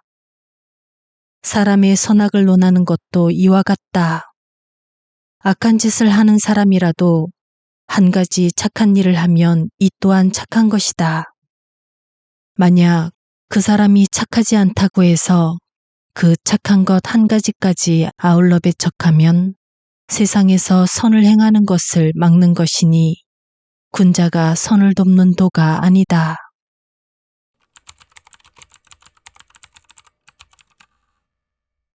조선 중기학자 박이장의 용담집에 실린 조보독 논어로는 조보가 논어를 읽은 것에 관한 논이라는 뜻입니다. 조보는 중국 송나라 태조를 도와 천하를 평정한 개국 공신입니다. 그는 소시적에 관리의 일만 익혔을 뿐 학술이 부족하여 평소에 악행을 저질렀습니다. 하지만 만년에 이르러 논어를 읽고 나서는 물 흐르듯 능숙하게 처결을 잘했다고 합니다. 저자는 그가 저지른 잘못 때문에 그가 지닌 한 가지 좋은 점까지 배척해서는 안 된다고 하였습니다. 그렇게 되면 사람을 인정하는 방법이 각박해지고 선을 행하는 길이 끊어질 것이라고 말합니다. 그러면서 상황을 왜곡하지 않고 있는 그대로 볼 것을 강조하고 있습니다. 잘 본다는 것은 무엇일까요? 있는 그대로를 보면 되는 것이겠죠? 있는 그대로를 보는 일은 나를 성찰하는 수준과 연관이 있습니다. 한 해, 두 해 나이를 먹으면서 우리는 그만큼 많은 일들을 보고 겪지만 있는 그대로를 본다고 자신하기는 어렵습니다. 보고 싶은 것만 보기도 하고 에고라는 색안경을 쓰고서 본 것을 왜곡하기도 합니다. 무언가를 잘 보려면 내 마음에 사심이 없어야 합니다. 사심이 있으면 무엇을 볼 때 보고 싶은 것만 보려 하고 본 것을 내 식대로 해석하려 합니다. 좋아하는 사람은 미운 짓을 해도 눈 감아주고 미워하는 사람은 착한 일을 해도 고깝게 봅니다. 친한 사람이 실수를 하면 그럴 수도 있지 하며 두둔해주고 싫어하는 사람이 실수를 하면 옳다구나 하며 몰아붙입니다. 또 내가 속한 집단에서 어떻게 보는지에 맞춰 나의 견해를 결정하기도 합니다. 그래서는 제대로 볼 수 없습니다. 있는 그대로를 보아 흰 것은 희다 하고 검은 것은 검다 하고 흰 것 중 어느 곳은 검고 검은 것 중 어느 곳은 희다고 말할 수 있어야 비로소 좀 볼 줄 안다고 할 수 있을 것입니다. 전체 안에서 부분을 볼 줄 알고 부분 아닌 전체를 볼 줄도 알고 다른 것 사이에서 같은 것을 볼 줄 알고 같은 것 속에서 다른 것을 볼 줄도 알아야 비로소 잘 본다고 할 수 있을 것입니다. 또 누군가를 제대로 파악하기 위해서는 행동뿐 아니라 행동하게 된 동기와 성향까지도 살펴야 합니다. 논어 위정에 그가 하는 것을 보고 그렇게 한 이유를 살피고 그가 편안히 여기는 것이 무엇인지를 살펴본다면 사람이 어찌 숨길 수 있겠는가? 사람이 어찌 숨길 수 있겠는가? 라는 말이 있습니다. 내가 보는 것이 온전하지 않은 상태에서 섣불리 남의 단점을 드러내 그의 전체 모습을 싸잡아 판단하는 것은 위험한 일입니다.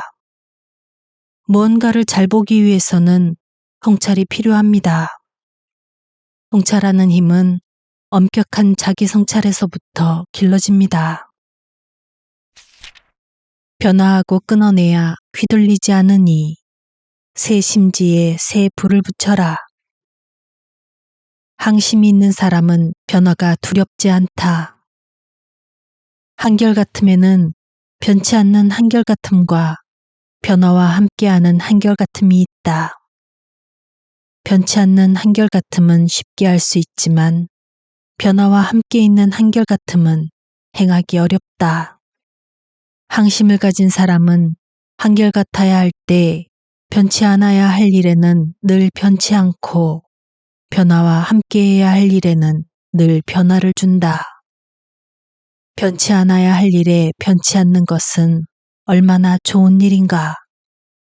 하지만 변화를 주어야 할 일에서도 변화를 주지 않는다면 바꾸지 않는 것에 집착하는 데 가깝지 않겠는가. 천지는 한결같이 변화하기 때문에 쉬지 않고 언제나 운행할 수 있고 해와 달은 한결같이 변화하기 때문에 언제나 빛을 낼 수 있으며 사계절은 한결같이 변화하기 때문에 언제나 만물을 이룰 수 있고 군자는 한결같이 변화하기 때문에 도를 확고히 지키고 자신이 설 곳을 바꾸지 않을 수 있다.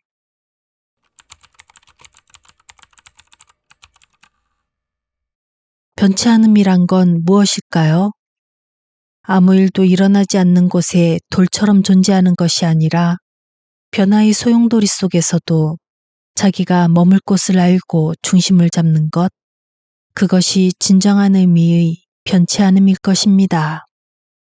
조선 후기학자 윤기의 무명자집에 실린 항와서에서는 한결같음에 대해 이야기하고 있습니다.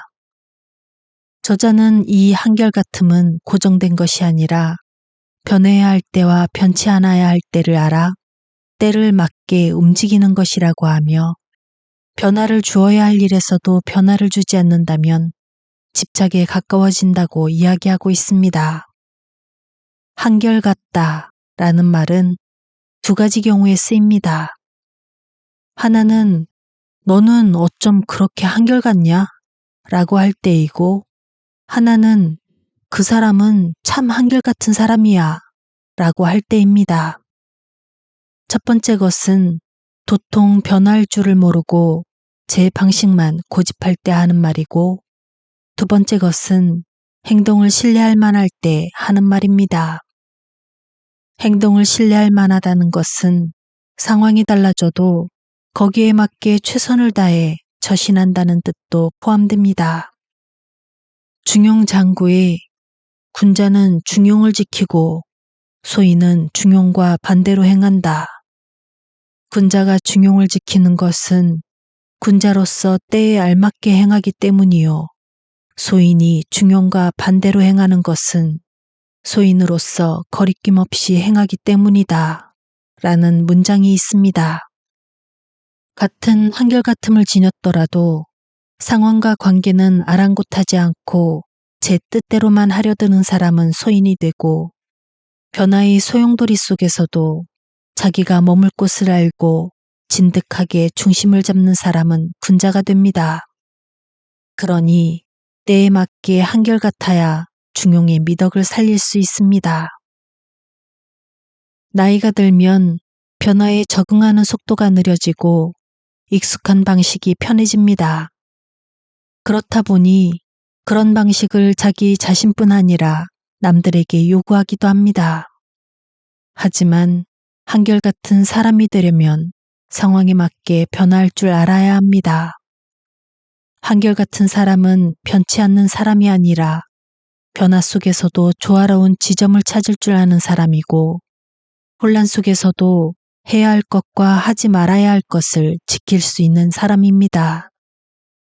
변화와 혼란이 심한 상황에서 조화를 얻고 덕을 지키기 위해서는 더욱 민첩하게 균형을 잡을 줄 알아야 합니다. 이때 늘 바뀌는 균형점 위에 안정되게 서려면 지난 일에 생각이 매여 있어도 안 되고, 아직 오지 않은 일을 미리 걱정하며 불안해서도 안 됩니다.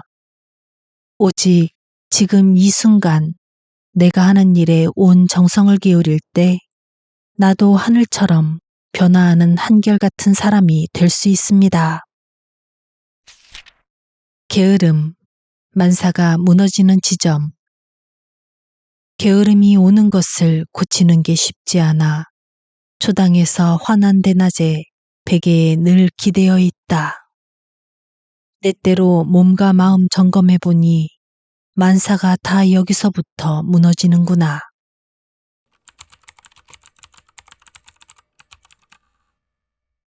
앞이 막힌 듯 답답하고 아무것도 하기 싫어질 때, 이럴 때 먼저 챙겨야 할 것이 습관 바꾸기입니다. 조선 후기학자 이유의 용포집에 실린 자경이란 시에서는 행실이 무너지는 첫 지점을 게으름으로 보았습니다. 행실을 과감하게 고쳐 덕을 기르려면 먼저 이 게으름을 타파해야 한다고 말합니다. 한 해에는 사계절이 있고 하루에는 낮과 밤이 있습니다. 모든 것이 때에 맞게 움직여야 일이 순조롭게 풀립니다. 때를 놓치면 바로 막힘이 생깁니다. 해가 뜨면 자리에서 일어나는 것은 봄이 오면 씨를 뿌리는 일처럼 자연스러운 일입니다. 그런데 해가 뜬 뒤에도 자리에 누워 빈둥대다가 만사가 귀찮아져 그대로 있다 보면 그날 하루가 생각이라는 잡초덤불에 뒤덮이고 좋지 않은 기분에 얼룩집니다. 하루를 통째로 날렸다는 생각에 스스로가 한심해지기도 합니다. 더구나 별 이유 없이 낮에 누워있는 게 잦아지면 점점 더 게을러지는 원인이 됩니다. 게을러서 눕는 것인지 눕다 보니 게을러지는 것인지 몰라도 눕는 것과 게으른 것은 때려야 뗄 수 없습니다. 갱년기는 바뀌는 몸에 맞추어 남은 인생을 새로이 시작하는 때입니다. 그런데 기운도 떨어지고 정신도 우울해지고 만사가 귀찮아질 때가 많아 문제입니다. 한때 신념을 따라 기를 쓰고 살던 시절도 있었건만 이제는 소고기 먹어 뭐 하겠노 하는 심정이 뼛속에서 스멀스멀 기어나옵니다. 삶을 대하는 태도가 좀 더 느긋해졌다고 하기는 어려운 것이 그 안에 무기력하고 부정적인 심리가 숨어 있음을 잘 알기 때문입니다. 이럴 때는 수용보다 수정이 필요한 상황임을 인정해야 합니다. 논어 공야장에는 공자가 제자 제어를 꾸짖은 내용이 있습니다. 제어가 낮잠을 자자 썩은 나무에는 무엇도 새길 수 없고 거름흙으로 만든 담장은 흙손질도 할 수 없다 라고 심하게 야단을 쳤습니다. 공자의 꾸짖음을 떠올리며 우선 낮의 습관처럼 눕지 않으리라는 다짐부터 해봅니다. 앉든 서든 걷든 뛰든 머리를 감든 청소를 하든 괜히 눕는 시간부터 줄여야겠습니다. 어쩌면 모든 게 다 무너지는 원인이 정말 여기 있을지도 모릅니다. 인생 반바퀴를 더 돌아야 할 지금 누워 지내는 일은 미루어도 좋습니다. 젊을 때처럼 힘찬 움직임은 아니더라도 자연의 흐름에 맞춰 살살 움직여야 남은 삶을 내 힘으로, 내 의지대로 움직일 수 있습니다. 악은 작더라도 반드시 제거하라. 밭에 나는 작은 풀 김매기 참 어려워. 밤사이 돋은 싹이 다시 뒤덮네. 모름지기 땅에서 뿌리째 뽑아야 곡식이 연글 때쯤 저절로 사라지리.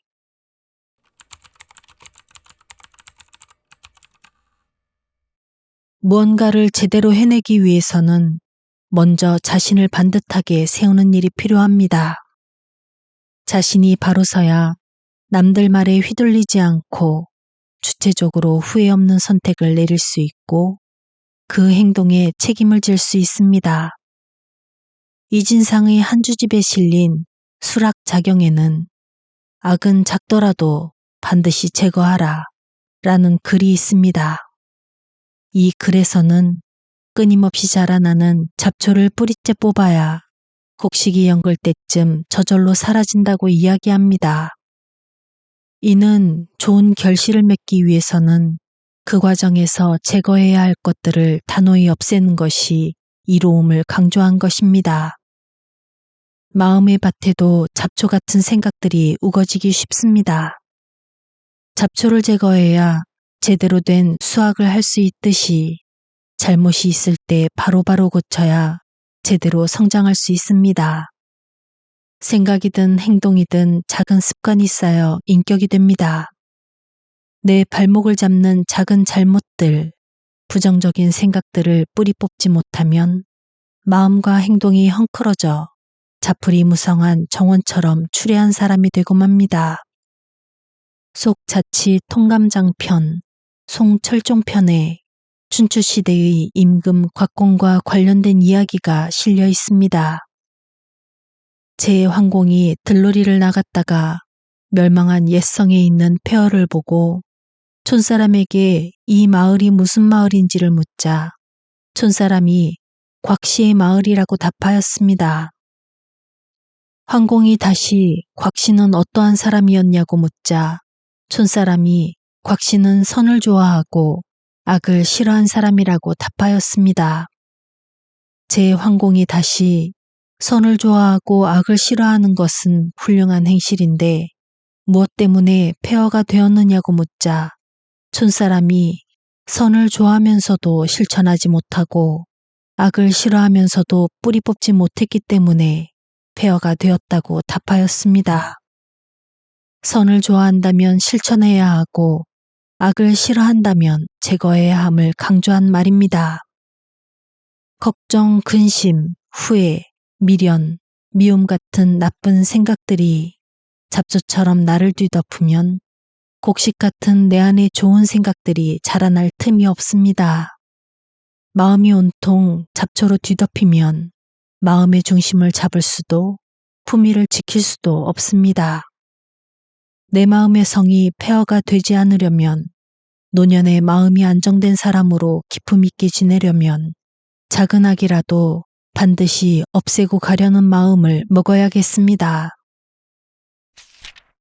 산을 무너뜨리듯 분노를 잠재우라. 사람은 하늘로부터 희, 로, 에, 락, 에, 오, 육, 7정을 받는데 쉽게 솟구쳐 제어하기 어려운 감정으로 분노만 한 것이 없다. 한번 촉발되었다 하면 말처럼 드세지고 칼처럼 날카로워진다. 기사를 타고 점점 더 커지면서 바람 앞의 사나운 불꽃이 된다. 활활 타올라 번지고 나면 그 화는 이루다 예측할 수 없다. 자기만 재앙을 당하는데 그치지 않고 부모까지 큰 화를 입게 된다. 분노가 차오르면 환란이 따를 것을 생각하라는 옛 성현의 말씀이 있다. 주역에서 분노를 다스리라 경계하면서 산을 무너뜨리는 모습을 취하였다.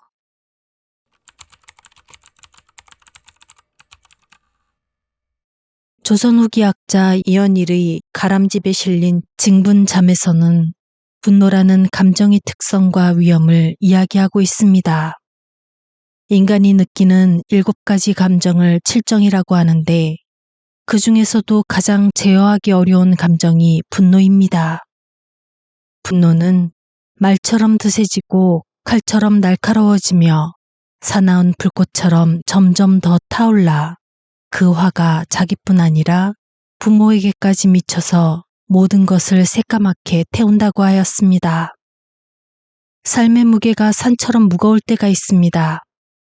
답답한 현실 속에서 누구 하나 건드리기만 하면 폭발할 것 같은 심정에 휩싸일 때도 있을 것입니다. 우리는 불완전한 인간이기에 이렇게 감정을 통제하지 못하는 위태로운 순간을 맞을 수 있습니다. 이때 분노를 참지 못하면 큰 화를 부릅니다. 논어 계시에도 분할 때에는 나중에 곤란해질 것을 생각하라 라는 말이 있습니다. 화를 내는 것이 문제를 해결하기는커녕 문제를 키워 삶의 무게를 더 무거워지게 만들 수 있음을 말한 것입니다. 화가 날 때는 소리를 지르는 것이 답답한 감정을 일시적으로는 빠르고 시원스럽게 해결하는 것처럼 느껴질 수 있으나 결과적으로는 감정을 더욱 부채질해 화만 키우는 꼴이 됩니다.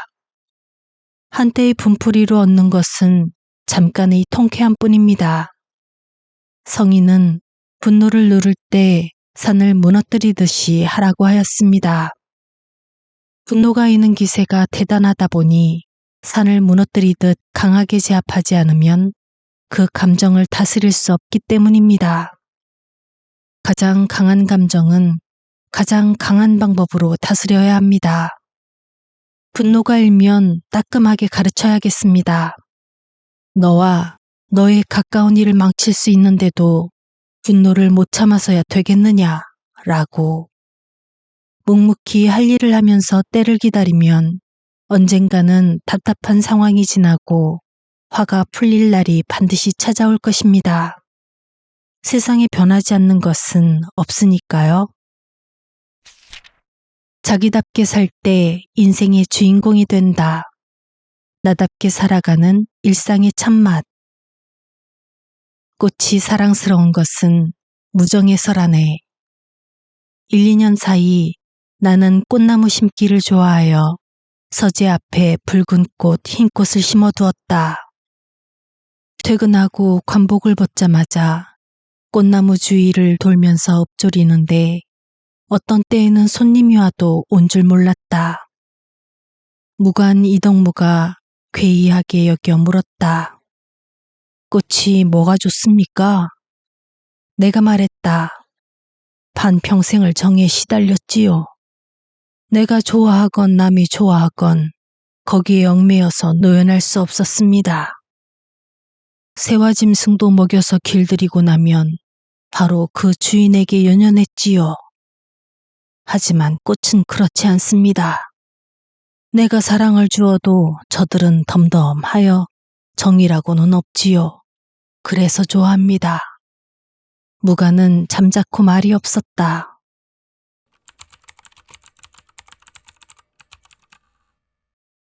조선 후기 실학자 유득공의 고운 당필기에 실린 화무정고가에는 꽃은 무정하기에 사랑스럽다는 뜻입니다. 이 작품을 보면 그가 꽃을 보며 조용한 마음의 잔치를 벌인 것을 알 수 있습니다. 사랑을 주어도 덤덤하기만 한 꽃에 마음이 이끌린 것은 정에 얽매여 힘들었던 일들 때문이 아니었을까 싶습니다. 만나서 좋은 친구만 있다면야 문제될 게 없지만 만나서 좋을 게 없는 사람을 만나면 쉽게 피곤해집니다. 남이 듣건 말건 자기 말만 하는 사람, 억지 주장을 하면서 우기는 사람, 허세 부리며 잘난 체 하는 사람, 남을 깎아내리는 방식으로 자신이 우월한 것처럼 포장하는 사람들과 이야기하면 진이 빠집니다. 서로 맞지 않는 사람과 어떻게든 관계를 유지하려 애쓰면서 힘을 빼느니 차라리 느긋한 마음으로 나만의 잔치를 벌이는 게 마음속에 걸리는 것 없이 조금 더 편안한 삶을 누리는 길일지도 모르겠습니다. 시경위풍 고반에 실린 첫 수입니다. 시냇가에 은거할 집 완성하니 대인의 마음 여유롭네. 홀로 자고 일어나 말하노니 영원히 이 즐거움을 잊지 않으리. 시인은 시끌벅적한 장소를 떠나 자연 속에 은거하며 혼잣말을 할지언정 이렇게 여유 있는 삶의 즐거움을 영원히 잊지 않겠다고 다짐합니다. 나를 의식하지 않는 대상과 대상을 의식하지 않는 내가 같은 공간 안에서 제각기 무심하게 존재할 수 있는 지점에 놓일 수 있다면 이곳이 바로 마음의 잔치자리가 아닐까 싶습니다. 내 생활 속에 무정한 듯하지만 내 마음을 다 받아주는 꽃 같은 존재를 드리고 하루에 잠깐이라도 누구의 눈치를 보지 않고 온전한 나로 존재할 수 있는 시간을 가질 수 있다면 이를 통해 점점 더 가벼워지는 법을 배울 수 있을 것입니다. 짧더라도 가장 나답게 머물 수 있는 시간을 내고 작더라도 누구에게 방해받지 않을 공간을 마련해 차 한잔하는 것도 혼자만이 할 수 있는 큰 잔치입니다. 매일매일 주변의 소란에서 잠시 벗어나 나만의 잔치를 즐기는 것도 미룰 수 없는 과제입니다. 꼭 필요한 것들만 갖추고 생활하는 것. 어떻게 하면 온통 철로 지은 듯 튼튼한 집에 바위를 깎아 세운 듯한 담장을 둘러서 폭우에도 새지 않고 무너지지 않는 데서 살아볼까요? 문에는 옷 널어 말리는 줄을 매지 않고 뜰악에는 벼를 말리는 멍석이 펴져 있지 않고 안방에는 다듬이 방망이와 다리미, 칼과자가 어지러이 널려 있지 않아요.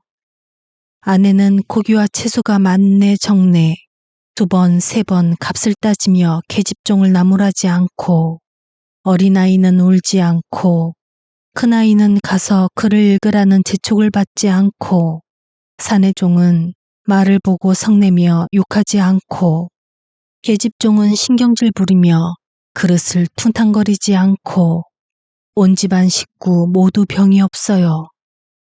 방 하나 깨끗하게 장만해서 내가 그 안에 거처하며 온종일 책을 마주해 앉거나 글을 짓지요. 속된 손님 찾아오지 않아서 시간 다투어 칠언율시에 차운할 일 없고 남의 집에 가서 밤새도록 술 마시고 두통으로 알아놓는 일도 없지요. 봄날이면 친구들과 한두 차례 봄꽃 보러 가서는 깜깜해지기 전에 집에 돌아오지요.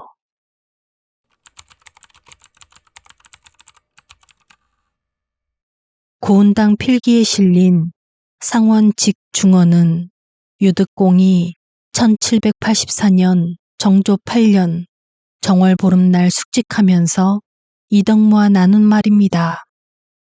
이 글에서 저자는 그가 바라는 삶의 모습을 나열하고 있습니다. 폭우에 무너질 일 없는 튼튼한 집에서 너저분한 짐들을 싹 치우고 꼭 필요한 것들만 조촐하게 갖추고 생활하는 것. 집안 식구 모두 건강하고 사소한 일로 서로 간섭하느라 집안이 시끄러워지지 않는 것.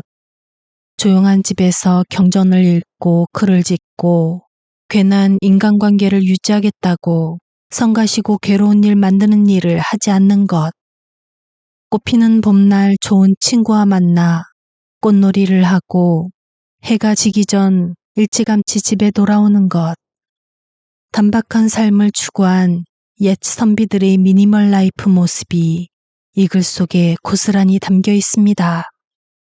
논어수리에 군자는 마음이 평탄하여 넓디 넓고 소인은 늘 근심만 한다 라는 공자의 말이 있습니다. 근심 걱정의 원인을 파고들면 더 하는 욕심과 조바심이 한자리를 차지하고 있습니다. 마음에서 생활 속에서 불필요한 것을 덜어낼 줄 안다면 마음이 생각에 불임을 당하지 않고 평탄하게 평화로운 일상을 꾸려갈 수 있습니다. 결국은 욕심을 줄이는 것이 관건입니다. 마음 편히 사는 것이 행복이라면 이 정도로 살면 되지 않을까요?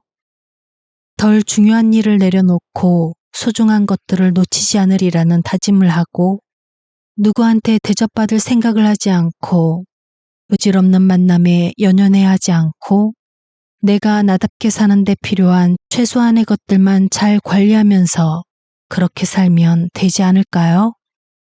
깨끗하게 정돈된 방, 소박한 세간, 경전 몇 권, 마음 맞는 친구 몇 명, 꽃피는 자리 몇 군데 정도 마련해 둔다면 돈은 좀 없더라도 노후 생활이 풍성해질 수 있을 것 같습니다. 나는 어떤 삶을 살고 싶은지 구체적으로 그려보아야겠습니다. 덕을 쌓는 법은 무덕만한 것이 없다. 복을 구하는 도는 덕을 쌓는 것만 한 것이 없는데 덕을 쌓는 방법으로 무덕만한 것이 없다. 무덕이란 무엇인가? 은혜를 베푸는 자가 이름을 내지 않아 은혜를 입는 자가 인사도 하지 않는 것. 그것을 무덕이라 한다.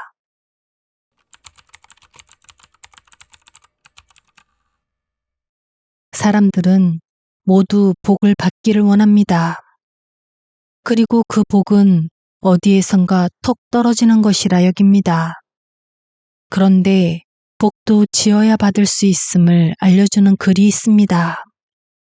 정약용이 관리의 올바른 마음가짐과 몸가짐에 대해 기록한 목민심서에 실린 진황육조 권분에서는 복을 짓는 것은 덕을 쌓는 데 있다고 하였고 덕을 쌓는 가장 좋은 방법은 무덕이라고 하였습니다.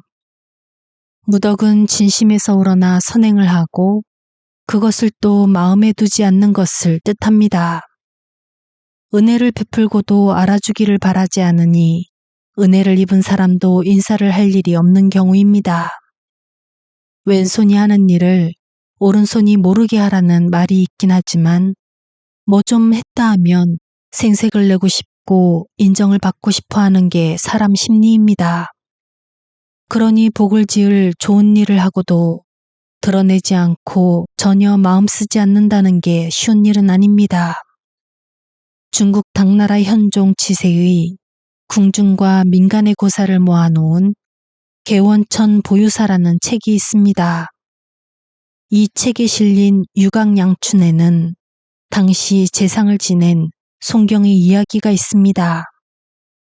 송경이 백성에게 큰 은혜를 베풀자 그의 발길이 닿는 곳마다 따뜻한 봄빛이 만물을 비춰주는 것 같다. 라면서 백성들이 그를 달이 달린 봄이라고 불렀다는 고사가 있습니다. 이렇게 자신이 가진 능력으로 타인을 도와 그들이 등 따습고 배부르고 마음 편히 살게 해주면 그것으로 소임을 다한 것입니다. 요즘은 마땅히 해야 해서 한 일을 가지고도 현수막을 걸어 공치사를 하고 홍보하는 것이 일반적인 추세이지만 자기가 한 일을 생색내지 않고 바로 있는 것이 덕을 쌓아 복을 받는 방법이라고 합니다. 나에게 이익이 돌아오는 것은 생각지 않고 기쁜 마음으로 기꺼이 수고하는 일이 쌓일 때 우리의 덕이 쌓이고 그로 인해 복을 받게 되는 것입니다. 살아온 날들을 되돌아보면 알게 모르게 수많은 은혜를 입었구나 싶어 감사할 때가 있습니다. 이제는 내가 따스한 마음으로 타인을 배려하는 달이 달린 봄이 될 차례입니다. 모두가 각자의 자리에서 달이 달린 봄이 되면 발길 닿는 곳마다 꽃들이 화사하게 피어나 세상이 더 환해질 것입니다. 낭독은 여기까지입니다. 작년과 올해에 걸쳐 제게는 참 많은 일들이 있었는데요. 저자가 책 서두에서 말하듯 변화가 필요한 시기이기도 했고 고민도 참 많았던 해였습니다. 그래서인지 스스로에 대한 질문과 사색을 요하는 책들을 좀 더 읽게 된 것 같습니다. 고전은 이럴 때 참 도움이 많이 되지요. 목 상태가 좋지 않을 시기 녹음했던 터라 걱정이 되긴 하는데 수면용이라고 억지 부리며 올려볼까 합니다. 아참, 이 책에 아쉬운 점이 있다면 활자가 좀 작은 편이라는 것? 한글은 읽을만한데 한자는 저도 잘 안 보이더라고요. 그래서 이번 영상에서는 한자가 거의 없습니다. 일교차가 좀 큰 편인데 건강 유의하시고 행복한 하루, 편안한 밤 되세요.